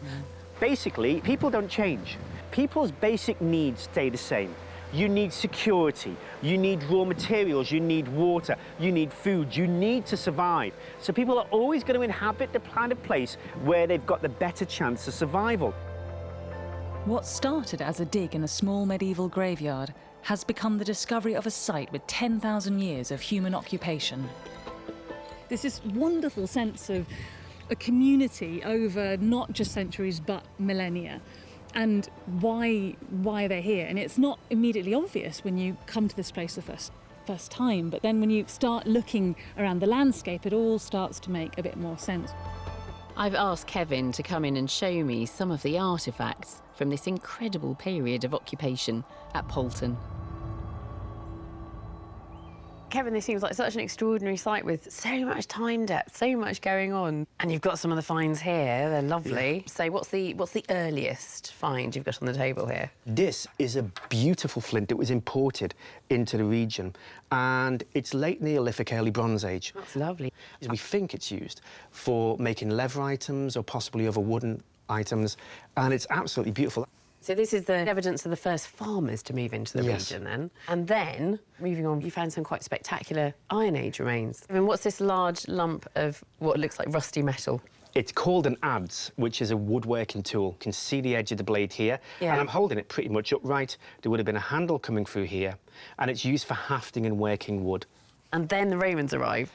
So I recognise this as being Roman pottery. It is indeed. This is a mortarium. It's a food mixing bowl, where the word mortar and pestle come from. Yeah. But on the back, somebody has scratched I-V-C-V. And it might mean the name of the owner, Luculla or Lucundus. Basically, this is mine, hands off. Yeah. So what do you think you've got? We think we've got, at the moment, a dispersed farmstead. but there is so much material culture and we have so much to survey, we can't discount anything at the moment. Poulton's a real one-off in this region. Yeah, yeah.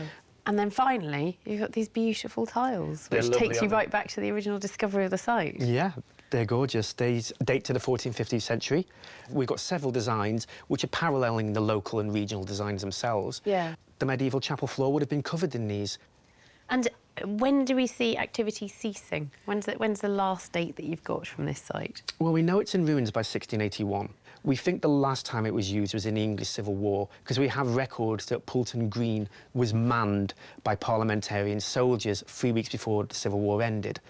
And we've got material from the actual chapel of that date, including muskets shot. We think that they were basically melting down the windows to use the lead.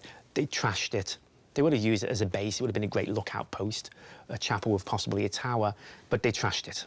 I think this is absolutely fascinating, and we're getting this wonderful picture of, well, hunter-gatherer communities and then farming communities through the centuries, and this part of the landscape which is quite empty now. It is just farmland, but it's been quite densely populated through time, through all those farming generations, and it's great to see this picture of ordinary life.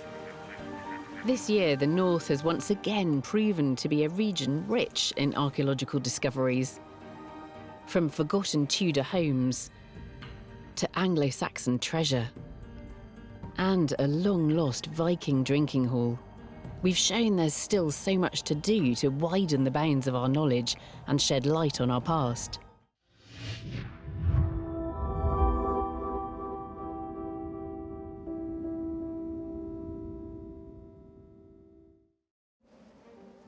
The United Kingdom has an epic history and a wealth of secrets still to uncover. Every year, hundreds of archaeologists dig, dive, and sieve to find clues, to add to the great historical jigsaw of our ancestors' lives. You know when people say, what's the best thing you've ever found, guys? This. I'm Professor Alice Roberts. This year we've uncovered some astonishing finds and made some truly groundbreaking discoveries. Wow, look at that. Each team of archaeologists has been armed with a dig diary camera so they can record their discoveries as they happen. That is brilliant. Dave, I love you. Our roving archaeologist, Dr. Nisha McSweeney, is out on the digs. Who are we looking at? It's royal.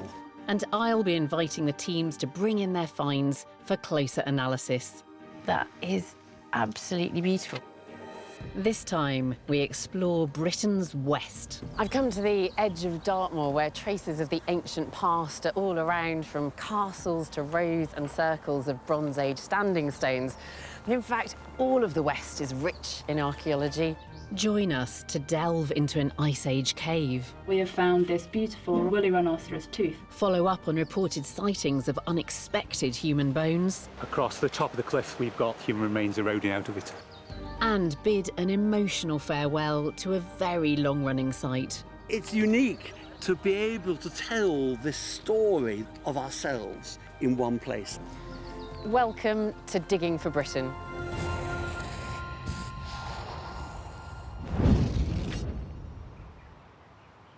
Our first dig takes us to the Cotswolds, an area with a rich seam of Anglo-Saxon archaeology, and the name itself is thought to relate to an Anglo-Saxon chieftain called Cod and his control of this territory of the High Lands, or Wolds, so Cod's Wolds. This dig takes us back to around the early 6th century. The exact location has been kept secret to protect it. A team of volunteers led by MOD archaeologist Richard Osgood is following up on the discovery of high-status Anglo-Saxon artefacts in a field.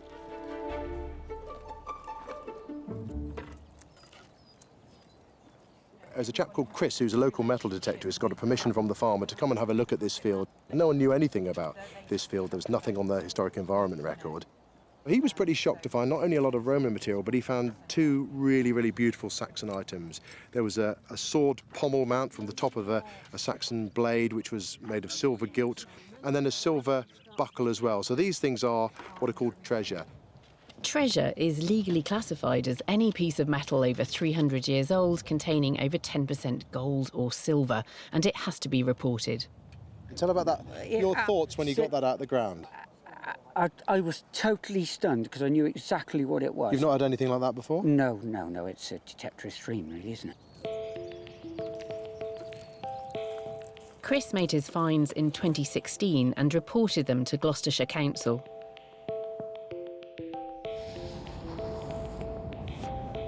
It soon became clear that he'd stumbled on a 6th century Anglo-Saxon burial ground.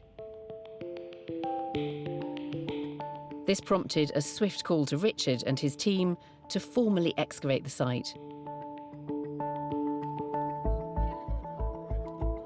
So we've got what we believe to be a nice skeleton over here. We've got a nice skull coming through, the cranium coming up in that way, and then we've got the jaw here with the individual teeth just poking through at this point, jawbone just there. As we come down, we've got what is the right arm here, just at the top, just the humerus, and then we come into where the rib section will be once we clean those down. The finds date to a time when history and material culture show strong links with the Netherlands and Scandinavia.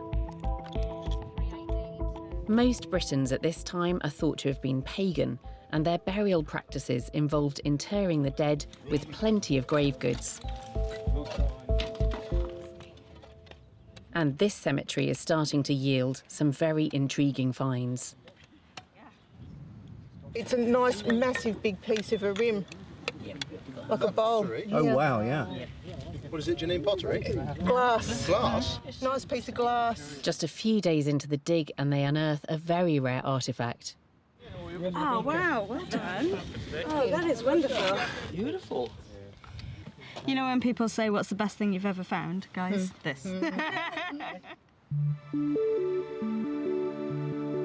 The raw material for this bowl may well have come from the Eastern Mediterranean, a major focus for glass production at this time. This exciting archaeological find is unusual, as glass is so fragile, it rarely survives. A bowl like this would have been precious, another indication of high status. Brilliant. What really amazes me is that this has been in the ground since the 6th century. It's really, really shallow up there. There's not much topsoil. It's been ploughed for hundreds and hundreds of years. And yes, OK, it's broken, but it's still survived. Elsewhere on site, the archaeologists are making more extraordinary finds. Imagine you're holding a sword there, you've got the handle there. That would sit on the handle like there, so that's your guard. Right. Wow, that is fantastic. It looks like a bead. The Anglo-Saxons are well known for their incredibly intricate jewellery and decorative metalwork. We're thinking it could be anything from a helmet to a drinking vessel to part of a scabbard. It is indicative of a high-status burial. It's made of silver, but it's got this gilding in, which is why it looks like gold, and it shines beautifully. After 1,500 years, it's still shining when you put it in the sun, and that's a really magical item.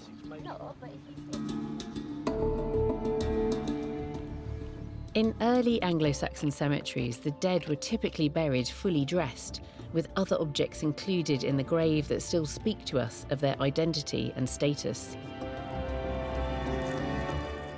What have you got now? We've got a knife. Yeah, I think we've got a knife which is just sat over the pelvis area here, but it's just sat on what is the left hip. So probably a dagger. Looks too small to be a spear.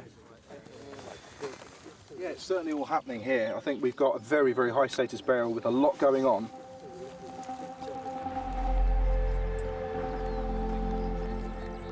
This unassuming field has proven an extremely rewarding site.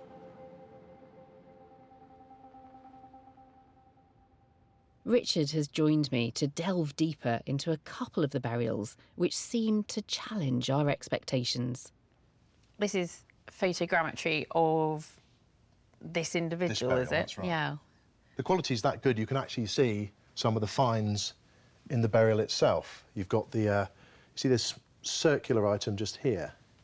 Yeah, And yeah. that's this.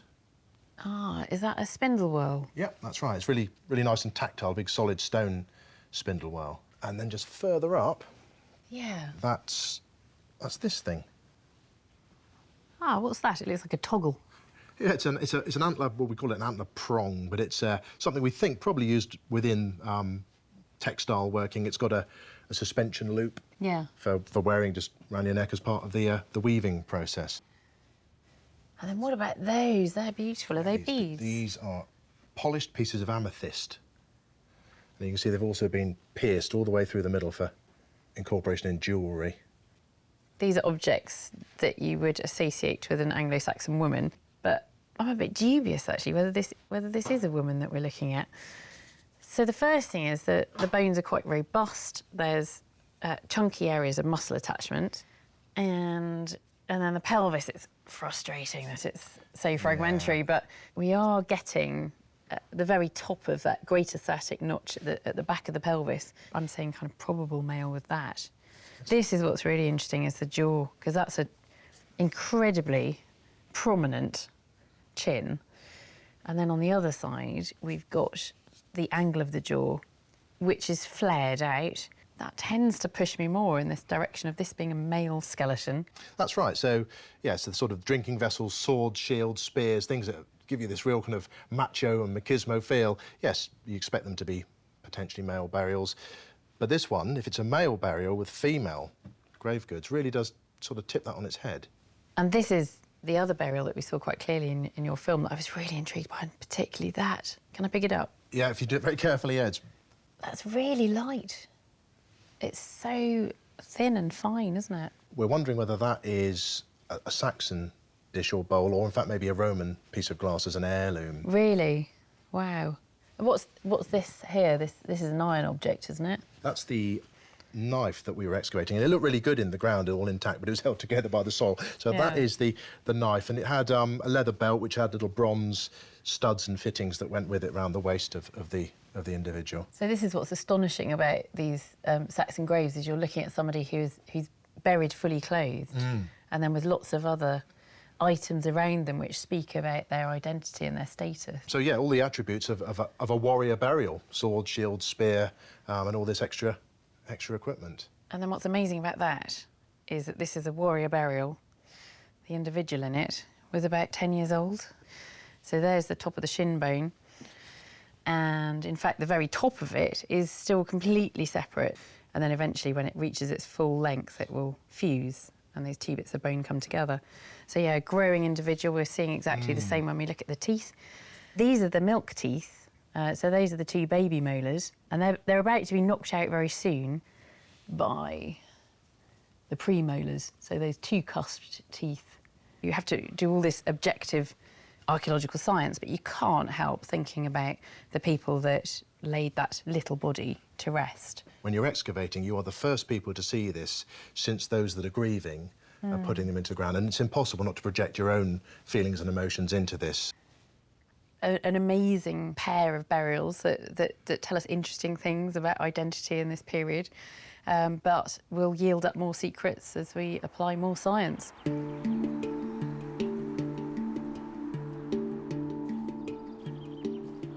The Saxons were originally pagan, but then they converted to Christianity, and they built the first monasteries in Britain. In Shaftesbury, Alfred the Great founded an abbey with a nunnery alongside it, with his daughter Ethelgafu as the abbess. Archaeologist Nisha McSweeney went along to see the excavations at the site.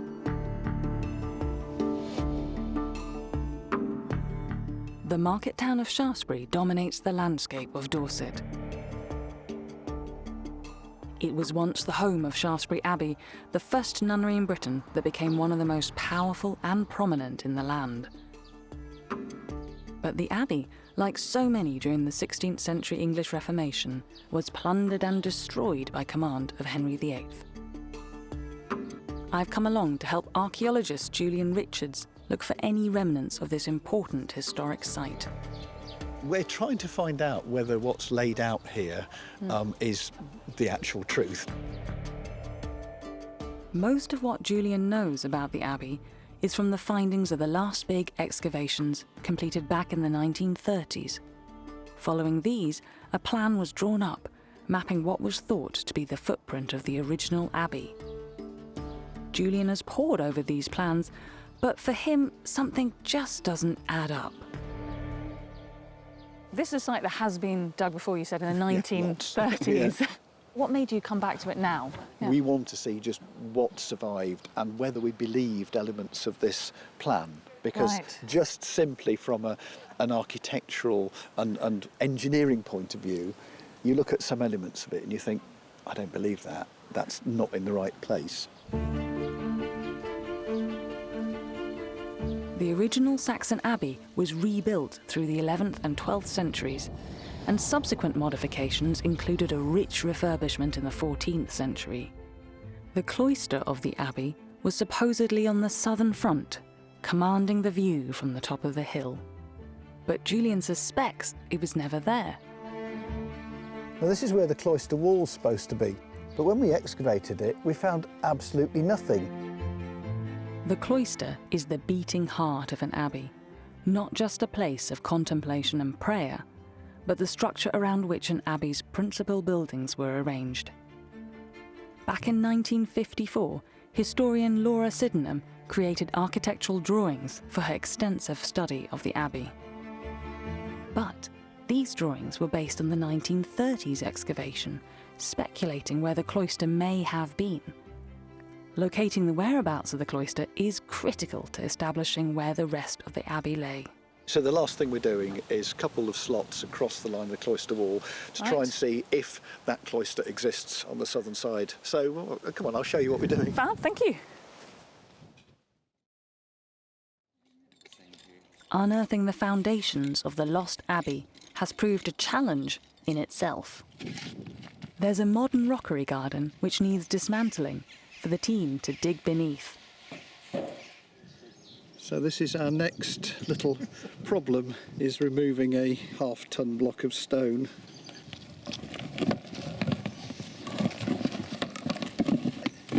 Well, it's the end of the first week of digging, and it's been very hot, and we've moved enormous quantities of soil. But we're starting to get to grips, I think, with the layout of the abbey and what survives underneath these remains that were laid out in the 1930s. I think this is potentially where the wall is.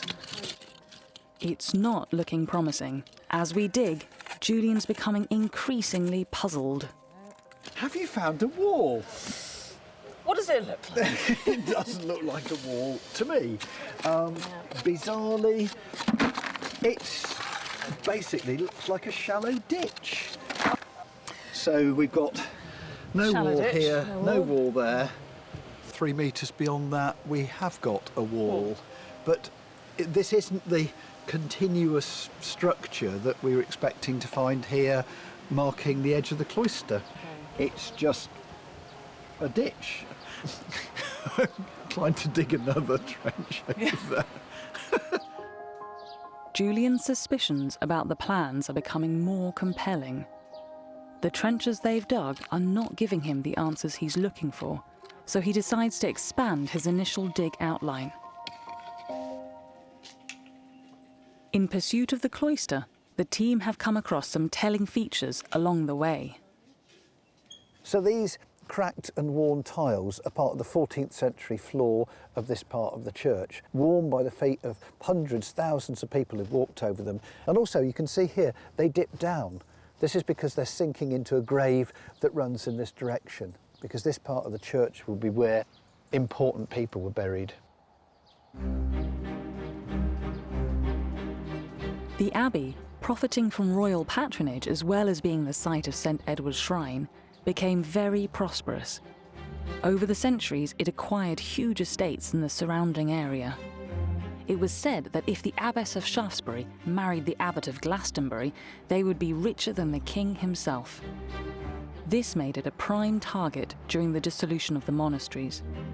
And in 1539, on the order of Henry VIII, the last abbess signed the deed of surrender. The lands were sold off, and this great symbol of Roman Catholic power was demolished. Julian's keen to show me the spot where just the week before, there was a surprise find that paints a vivid picture of the Abbey's tragic demise.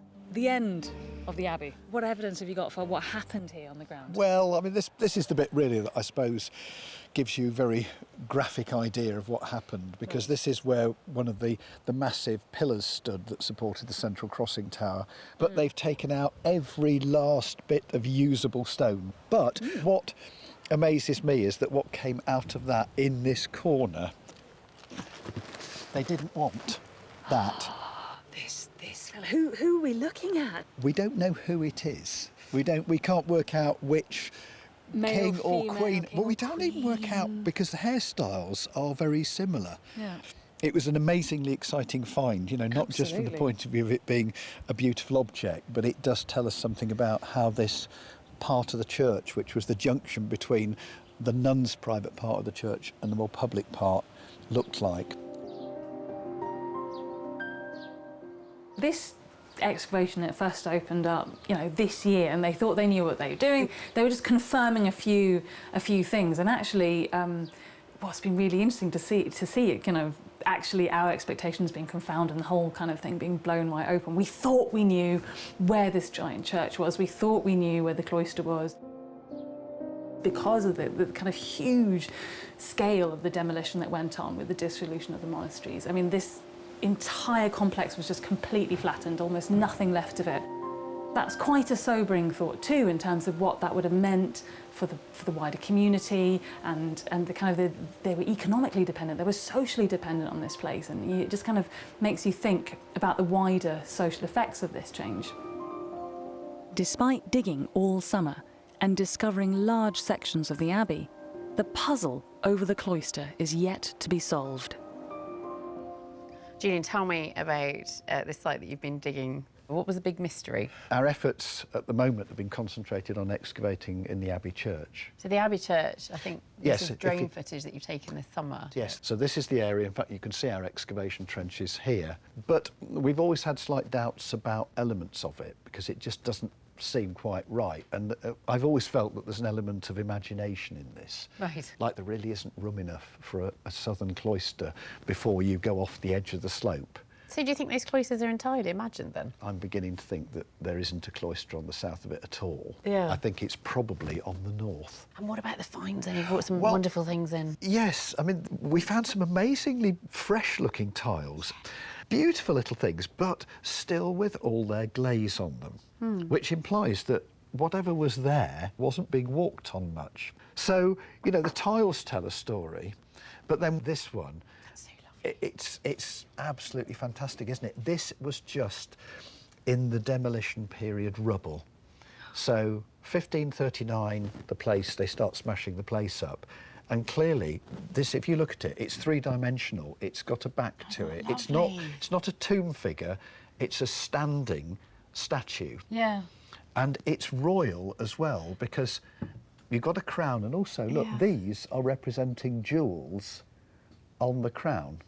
We think it's male. It looks a bit like some statues of Edward II, but we need to research this a bit more. Yeah. So that was a fantastic find. And what about this lovely bead? Well, one of our volunteers was digging and said, I found a plastic bead. And I said, no, you haven't, because you're digging a medieval deposit. So is this jet? It's jet, but it's such a big bead.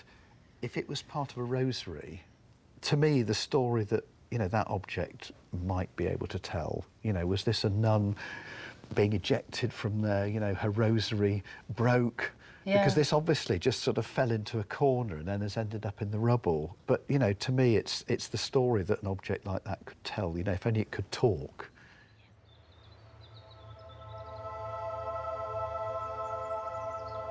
As we go right back into prehistory, archaeological evidence can become very thin on the ground. And that's because our prehistoric ancestors were nomadic hunter-gatherers. They just didn't settle in one place for very long at all. Our next dig comes from a site in North Wales which contains precious, tantalising glimpses of very early modern humans in Britain. Hidden away in a ravine east of the Vale of Clwyd lies the entrance to Ffynnon Bino Cave. The first excavations here were carried out by the Geologists Association, back in the 1880s. They found stone tools and plenty of ancient animal bones. Over the decades, this site has attracted a lot of archaeological attention. This year, Dr. Rob Dinnis and a team from the University of Edinburgh are investigating the cave, and they're filming a dig diary along the way. This is the first week we've opened up the trenches now, so we're starting to work in earnest, and the cave's up there, so let's take a wander up and see. There are 2 trenches, one inside the cave and one just outside. What we're digging here is a spoil heap. So that is material that's come from inside the cave that's been redeposited out the front as part of earlier excavations in the 1880s. Some of the earlier finds in the cave take us right back to a time when Neanderthals were living in Britain. The Victorian dig found these beautiful flint spear points, characteristic of late Northern European Neanderthals. Another find was a type of stone tool thought to have been made by early modern humans around 35,000 years ago. It's thought there was a hiatus between Neanderthals and modern humans in Britain that spanned several millennia. As well as evidence of early humans, that first dig also turned up animal bones of 16 different species, including cave lion and mammoth. The reason why we're digging this is to look for material that was missed in those earlier excavations, and that appears to be the case. We've already found some bits of Ice Age animal bones, some animal teeth, as well as some small bits of stone tools. The team is looking in the spoil heap outside the cave for good reason. Early excavations often missed key finds. Back in 2014, a human tooth was found in the spoil. It was radiocarbon dated to around 2300 BC during the late Neolithic. Inside the cave, Rob is digging down through the muddy sediment on the floor, hoping to find untouched layers.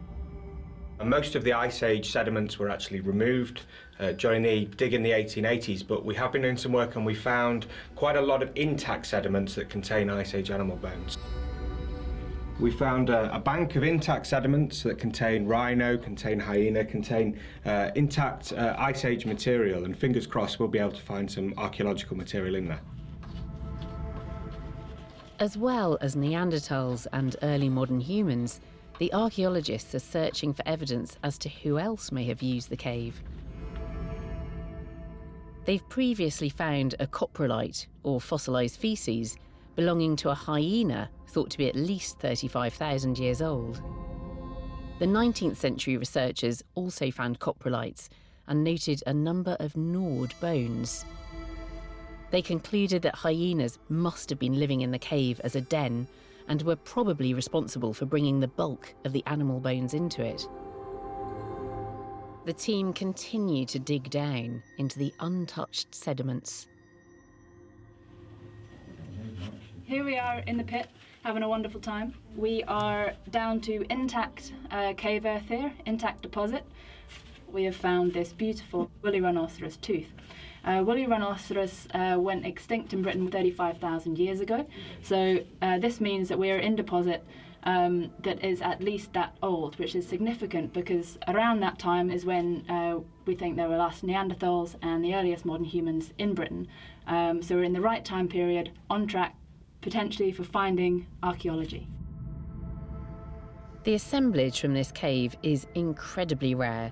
In fact, Funanbino Cave is only one of 3 places in Britain to have evidence of both late Neanderthal and early modern humans in the same site. It appears that this cave still contains a rich seam of archaeology. Its secrets will keep archaeologists like Rob and his team coming back here for many years into the future.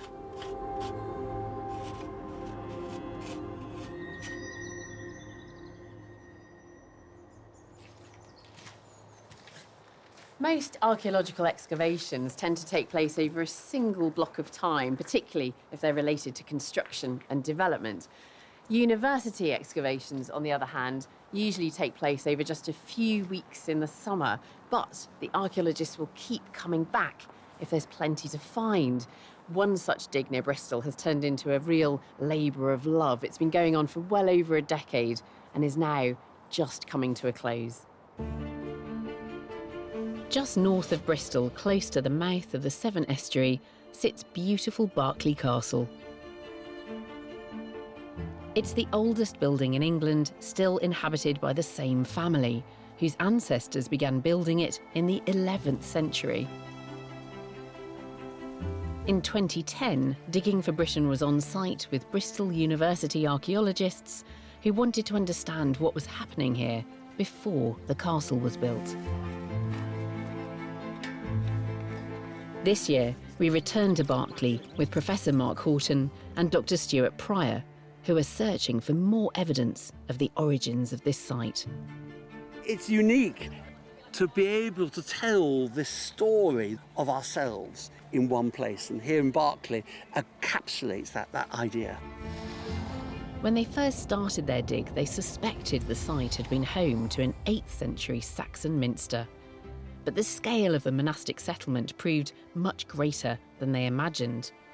The amount of archaeology exceeded expectations and has brought them back year after year to explore the minster buildings and boundaries. So this is the famous Berkeley excavation, and it is a veritable slice through history. But the real interest of Berkeley is the period before the conquest. This is the time in which Berkeley was a minster or a monastery. We found huge quantities of material associated with this Anglo-Saxon monastery. A minster is an important church, often accompanied by a collection of monastic buildings. A place of prayer, but also a place to live and work for monks and nuns. Over the years, 8 trenches have been dug around the estate to assess the scale of the monastery. The team are currently digging in a paddock to the north of the castle. According to records, the Saxon minster here was demolished in 1043. After the Norman conquest, the stone was used to build later structures in Berkeley, including part of the existing church and castle. As well as the monastery, the team have unearthed multiple layers of history. We've got at least 1,000 years of history in one trench. Starting at the top, we had 17th and 18th century garden features. Below that, we had burials from the 17th century. Below that, we had an English Civil War ditch. Underneath that, we found Anglo-Saxon structures, and that's the most important find for us. One exceptionally rare piece found at Berkeley is this exquisite gold ring, a fine example of just how skilled the Anglo-Saxons were with intricate metalwork. But the team has found evidence of human activity even earlier than the Saxons. They haven't found buildings, but there are definite traces of Roman activity. We found a Roman roadway cutting across here, and this very curious ditch-like feature. And in the fill of that, we found a piece of broken up silver, a great big piece of what we call hack silver. Now that's what the Romans paid their barbarian mercenaries to defend their villa estates, literally chopping up the family silver. And maybe what we've actually got is a little bit of family silver that one of those mercenaries dropped and just left it there in the ditch. The Berkeley project has been an emotional rollercoaster of a journey, both on and off-site. For Stuart, there was a time when he thought he wouldn't even live to see the dig through. I had a serious brain injury 3 years ago. Following an illness, Stuart's prognosis was dire. They thought I was going to die. If I did survive, they thought I'd be hospitalised for the rest of my life. But Stuart fought hard, despite the seemingly impossible physical challenges, and against all the odds, he was determined to get back out into the field, to return to the job he loved and the dig at Berkeley. Fortunately for me, I'm a bit of a fighter and I wasn't going to give up. Basically fought my way back from being on the deathbed to being back at work again. At the end of the dig, with heavy hearts, they've made the difficult decision to call it a day. Right, it's ending. I'm retiring from Bristol University, and you've got to draw a line somewhere, and kind of that's the end of an era. In its closing year, the dig here has not disappointed. A find late in the day provides yet more evidence of the lost Berkeley Minster. So perhaps our most important find this season is this ditch. It's not a defensive arrangement, it's a boundary ditch. It was a way of delimiting the edge of the Anglo-Saxon monastery. And we know it's Anglo-Saxon because actually just last night this came out, and it's part of an Anglo-Saxon buckle. And what's remarkable, it's still got traces of the gilding. We haven't cleaned it up yet. We're pretty happy that this is evidence of, what one of those high-status nuns would have been wearing in the 8th and early 9th centuries. Since 2005, this project has delivered year after year. But now, it's time to say goodbye. I will be sad to leave Berkeley. A part of me will always remain at Berkeley because I've loved my time working here.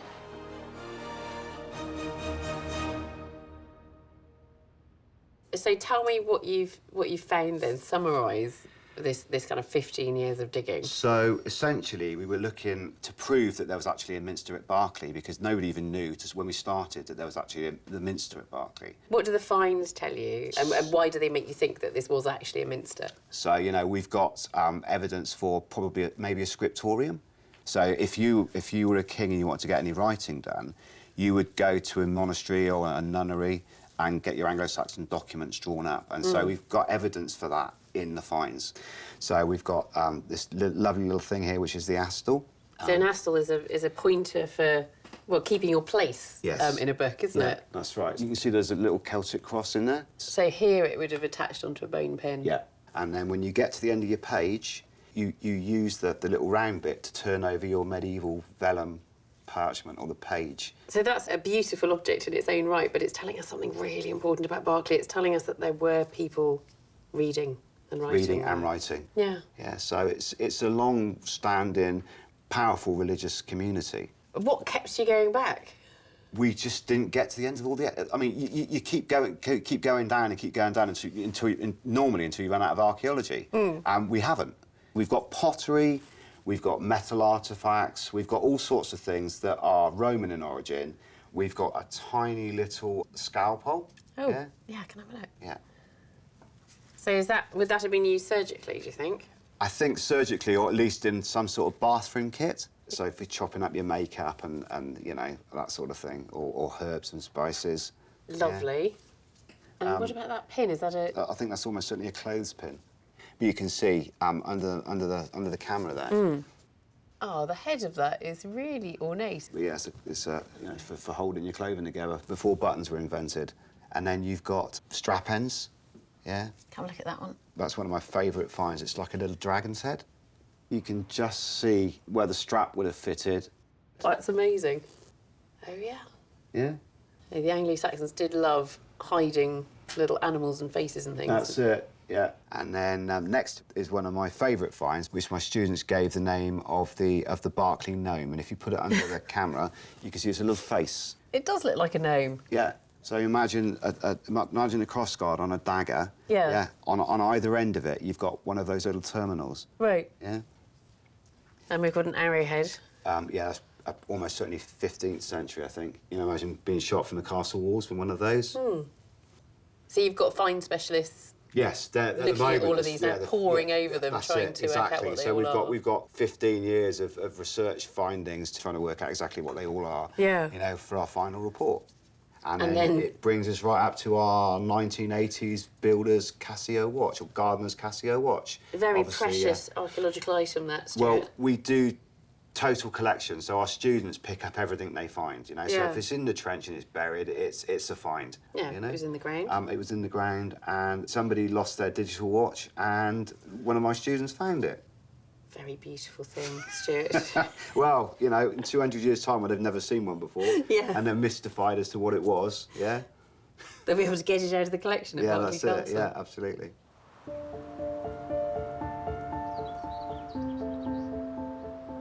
It can be very difficult to come up with names for groups of people in prehistory. We have absolutely no idea what they called themselves. So often we look at their culture, at the objects they made, and use that as a label for them. On our next dig, we're joining MOD archaeologist Richard Osgood and his team of ex-military personnel in Wiltshire, and they're excavating a Bronze Age burial mound of a type that is linked to the mysterious Beaker people. This burial mound lies just 5 miles from Stonehenge on Salisbury Plain and is known as Barrow Clump. We're now at the site of the last of the protected burial mounds at this part of Salisbury Plain. What I'm hoping to find in this trench is anything that it is put into it that will relate to the early Bronze Age. This site never fails to deliver. Each year, there's been one really incredible story that's emerged. I'm really optimistic that we might, in this instance, be privileged enough to see a Beaker grave. This type of burial mound is typical of the early Bronze Age, around 2000 BC. This is the time when the last stones of nearby Stonehenge were set in place. Although there's still so much about Stonehenge that mystifies us to this day, we know it was built in stages, from the Neolithic through to the early Bronze Age, the time of the Beaker people. The Beaker people, it's a name that's been given because the burials are of a particular type. They are usually accompanied with a pot, the eponymous beaker. It's a little drinking vessel that's found in the grave with them, sometimes with other grave goods as well. Most of our knowledge of these Bronze Age people comes from their graves, which often contain these distinctive beakers. Particular styles of vessels help with dating and show how traditions spread. The earliest known bell-shaped beaker pottery comes from Portugal and Spain, but then the style spreads north. Within 100 years, these beakers appear in Britain. 2 beaker burials have previously been found at Barrow Clump, but Richard thinks there may be more.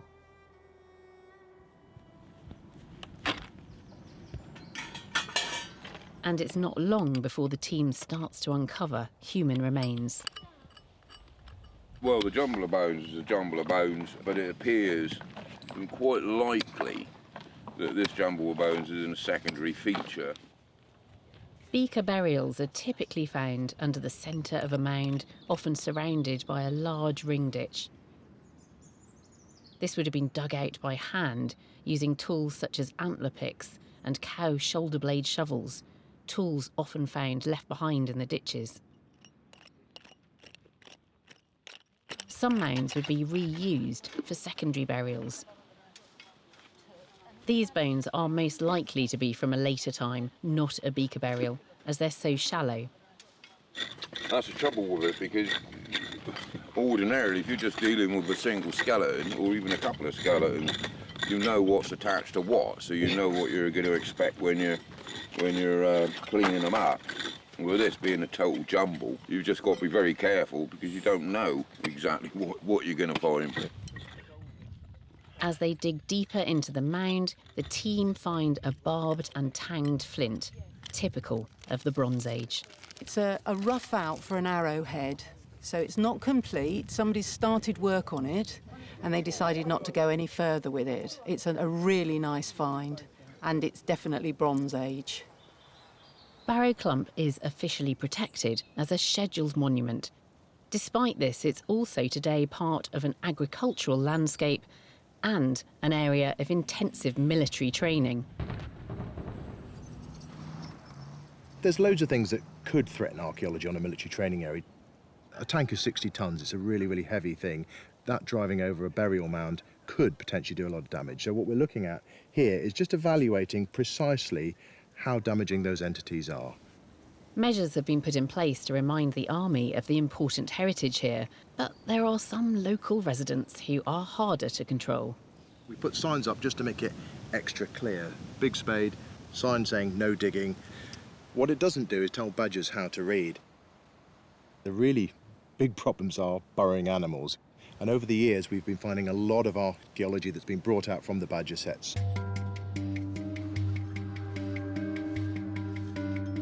Meanwhile, the team has worked their way down to what they believe is the centre of the burial mound.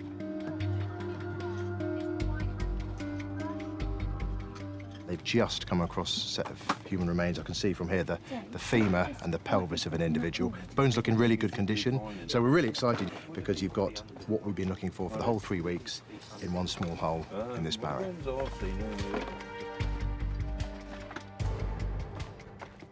Archaeologist Dorothy Griffiths was first to find the bones. Truth be told, I was about to give up because we kept seeing so much flint and so many rocks. I haven't had a chance to make a snapshot to send and boast to my friends back in America and those in Jamaica. So I'll be excited.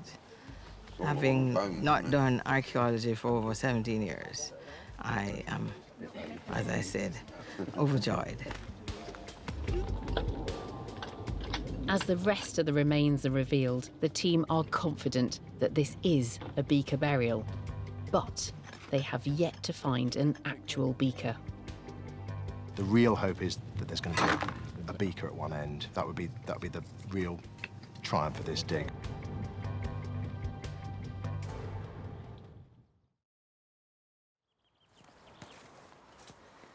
Now the dig is finished, the finds, including the bones, have been carefully packaged up and taken off-site. And our roving archaeologist, Nisha McSweeney, has been along to the labs at Wessex Archaeology to find out more.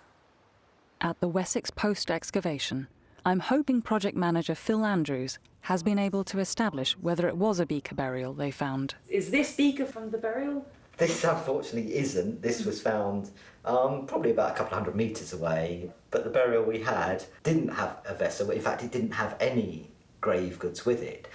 And do we need to have a beaker for it to be a beaker period burial? We don't, but we know from other evidence, particularly the size of the graves, which are very substantial chambered graves with timber linings, of evidence for timber lining, that they are of that period. We're very certain that it is a beaker burial, and we will confirm this through radiocarbon dating in due course. I'm curious to know what Phil has found out about the impact of the military presence at Barrow Clump. We're investigating the site. We've been looking at the impact of military vehicles passing over some of the remains. And this is a classic example of the weight of vehicles has just crushed what may have once been a complete vessel. Overall, the damage being caused by vehicles is very slight. Certainly the damage from badgers is clearly much more significant, but military vehicles, they're not causing a significant impact at all, which is good news. It's great news for the archaeology then. Badgers are worse than tanks. Tanks, yeah. Senior osteoarchaeologist Kirsten Egging-Dinwiddie is examining the remains for the first time. So we've got a little bit of the skull there. What bit of the skull is that? If I hold it like that. Is it? Not quite. No. It's actually this bit here. Wow, okay. Yeah. That's quite chunky. I mean, mine. If I feel mine's very small, whereas it's quite serious cheekbones. Yeah. So, Are we thinking he? I'm thinking he. The size of this individual and some of the traits and things on the skull. If we look at some of the other bones. The size of the head of the humerus there, that's quite large. So I'm pretty happy with this being a male. What's exciting about post-excavation is what it can reveal. The age, the sex, so much more about who this person was. So that's really nice, strong muscle attachments there. Not massively long, so not necessarily a very, hugely tall person, but certainly quite robust. And again, these slightly strange muscle attachments there. An anchoring point for your muscles and attachments. Bigger muscles need bigger anchoring points. Yeah. What about the age then?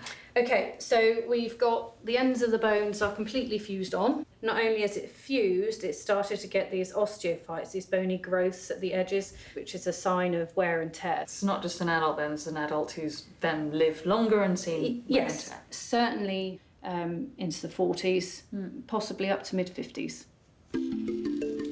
So, does Kirsten think the environment at Barrow Clump is causing any damage to these bones? You can see that's quite eroded. You've lost most of the surface there. What would have done that? Could be water flowing through the grave. There are many, many things that affect the burial environment. Even putting fertiliser on the soil, that can leach in and change the chemical makeup of the soil and the burial environment, which may adversely affect the bone. Meeting Phil and Kirsten today has given me a real insight into the research that is being done into the preservation on this site. And it seems as though their findings are positive. Military vehicles, tanks rolling over these graves. Actually, it's been really good to see that that's not so much of a problem. That actually, it's funny, it's the badgers, it's the soil chemistry and those more natural things. So that's quite good to know. Our next dig takes us to the coast of South Wales, where strange things are afoot, quite literally in this case. Around 20 miles west of Cardiff, along the coast near the village of Monknash, there's a cliff proving to be a cause for concern. After public reaction to what appeared to be human bones sticking out of the cliff face, the police were called in to investigate. The bones were identified as archaeological remains, and Professor Jackie Mulville from Cardiff University was drafted in to help. In this case, this is what we call rescue archaeology. We get reports from the public, and obviously people are slightly concerned at the idea that you can see bits of legs eroding out. Previously rescued bones from this site have been dated to the 15th century, during the early Tudor period. On this occasion, there's been a report of a skeleton in urgent need of attention. It sits right next to the coastal footpath, a popular walk for the general public. A bit of human bone here, this sort of flat section here, and there's a human bone here, which you can't, it's very hard to see. As the excavation progresses, it's clear the lower part of the skeleton is missing. Half the pelvis has gone, so we don't actually have it with us today, and the bit we've got left probably isn't as diagnostic as it should be. With storm swells from the Atlantic often battering the coastline, the cliff face is eroding backwards. Coastal officer Paul Huckfield works closely with the police and Cardiff University. He's very familiar with this stretch of coast. Across the top of the cliff, as you can see now, we've got 1, 2, 3, maybe 4 grave cuts with human remains eroding out of it. Over time, as the cliffs have eroded, more and more burials have just been exposed by natural erosion of the cliff face as it moves backwards. The team know that the cliff is full of bones and eventually plan to excavate the other visible remains. But for the moment, their focus has to be on the ones they can reach. Jackie hopes these will divulge more of the wider story. We'll be able to work out more accurately who they were, what age they were, what sex they were, and bits about their life histories. And by reuniting them and then reinterring them, we're actually treating them, I suppose, in a much better way than them sort of falling piecemeal out the cliff. As the team dig on, there's an unanticipated twist. So far we have the elbow joint right here, the humerus pointing that way, which is the opposite way to what we'd expect it, given that the legs are down there. And then you have the ulna, so that's the lower arm, coming this way. So we think maybe something, the hands behind the head. So we're all a bit perplexed. Jackie's unsure why the body is contorted in the way it is. The burial has thrown up a few surprises. What we appear to have here is somebody who's been buried in a slightly sort of haphazard manner, and this suggests that possibly they were buried in a hurry, or by somebody who didn't actually care.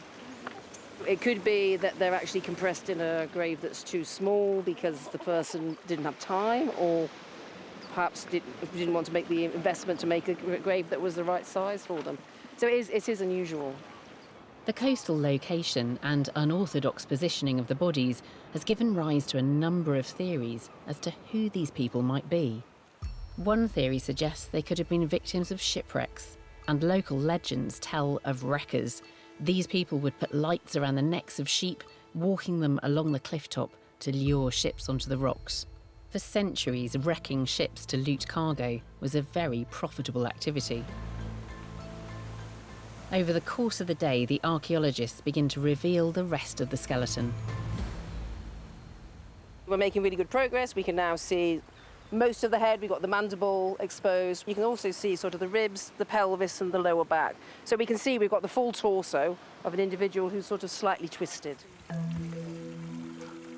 Just before the bones are lifted for further examination, the team gather some final evidence. By taking a number of images, we can stitch them together using a photographic program, and then that will allow us to actually have an accurate record of the articulation of the bones when we get back to the lab.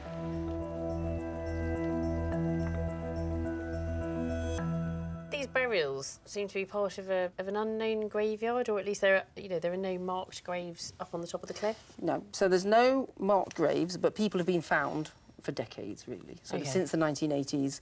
And some of the graves are aligned. There's even some graves which have sort of disarticulated human remains and that are a little bit further back from the cliff. So we're kind of like, well, who are they? Why are they there? And you've got a lovely 3D photogrammetry of the skeleton as you were excavating it. Yeah. What you've got is somebody whose arms appear to be above their head, and then their head is turned sort of to one side. So the other burials that have been found further along the cliff, they're all interred with their hands sort of down their sides. So this is an anomaly. Right, OK. OK. And then we're missing the entire bottom half of this individual. Presumably that has just eroded out of the cliff. Well, we know it was there because a member of the public sent in a photo, and you could see sort of, the bottom of the legs. Yeah. Ethically, you kind of want to reassemble them, you don't do, you know. So you think this is a young individual, isn't it? Yeah. The top of the humerus here, the epiphysis is completely unfused. So that was still growing. And then if I look at the teeth, the first molar is through. That comes through on average age 6. Second molar comes through around 12. And I can see down in there the wisdom teeth still nestled in their crypts. So you are probably looking at somebody who is a young teenager. Yeah, but around that time, young teenagers, you could be treated as an adult, really. You would be in employment around that time. Yeah, it is tricky, isn't it? Because with young men or boys, they haven't developed the kind of robusticity of the skull that we see later on. But that is quite a squared-off chin. But this is quite a sort of feminine smooth. face. Nice smooth. With the forehead coming down to the nose there. We think it's a teenage boy who's been inserted rather strangely in a grave. He's at a different level to all of the others. Yeah. The others are all male. Yeah. So who are they? And why are they all male? So obviously there's some fantastic stories about smugglers and pirates and things. And in fact, there's a fantastic story that the pub, which is actually now built as part of the sort of monastic grange, used to be a mortuary for shipwrecked sailors. Really? Yes. And we know there were shipwrecks around that point. Whether they were caused by the wreckers or whether they were just natural shipwrecks, we don't know. And, I mean, there's quite a lot of, I suppose, accounts of shipwrecked people not being buried in consecrated ground, but actually being buried quite close to the edge quite close to where they're found by the sea. It's tricky because it's all kind of circumstantial evidence at the moment, isn't it? It is. We know there were shipwrecks there. We've got this intriguing story about the pub being a mortuary. Yeah. So what about further analyses on this skeleton? What are you going to try? So we're going to try and find out sort of where they lived and sort of what they ate, really. Essentially, the more sort of analyses you do, the more sort of a complex picture you build up of somebody's life. Yeah. So you don't know. I mean, Britain's an island full of you know, rich archaeology. We will continue to find more and more coastal archaeology because of climate change, storminess, you know, and all of those things. So it's important that we have good mechanisms and we get the public on side, actually, because, you know, I always think that there's these sort of lost souls. Yeah. We should be sort of bringing them all back together. And if anyone does know where his legs are, yes, please. bring them to Cardiff University. Please bring them back. Yeah.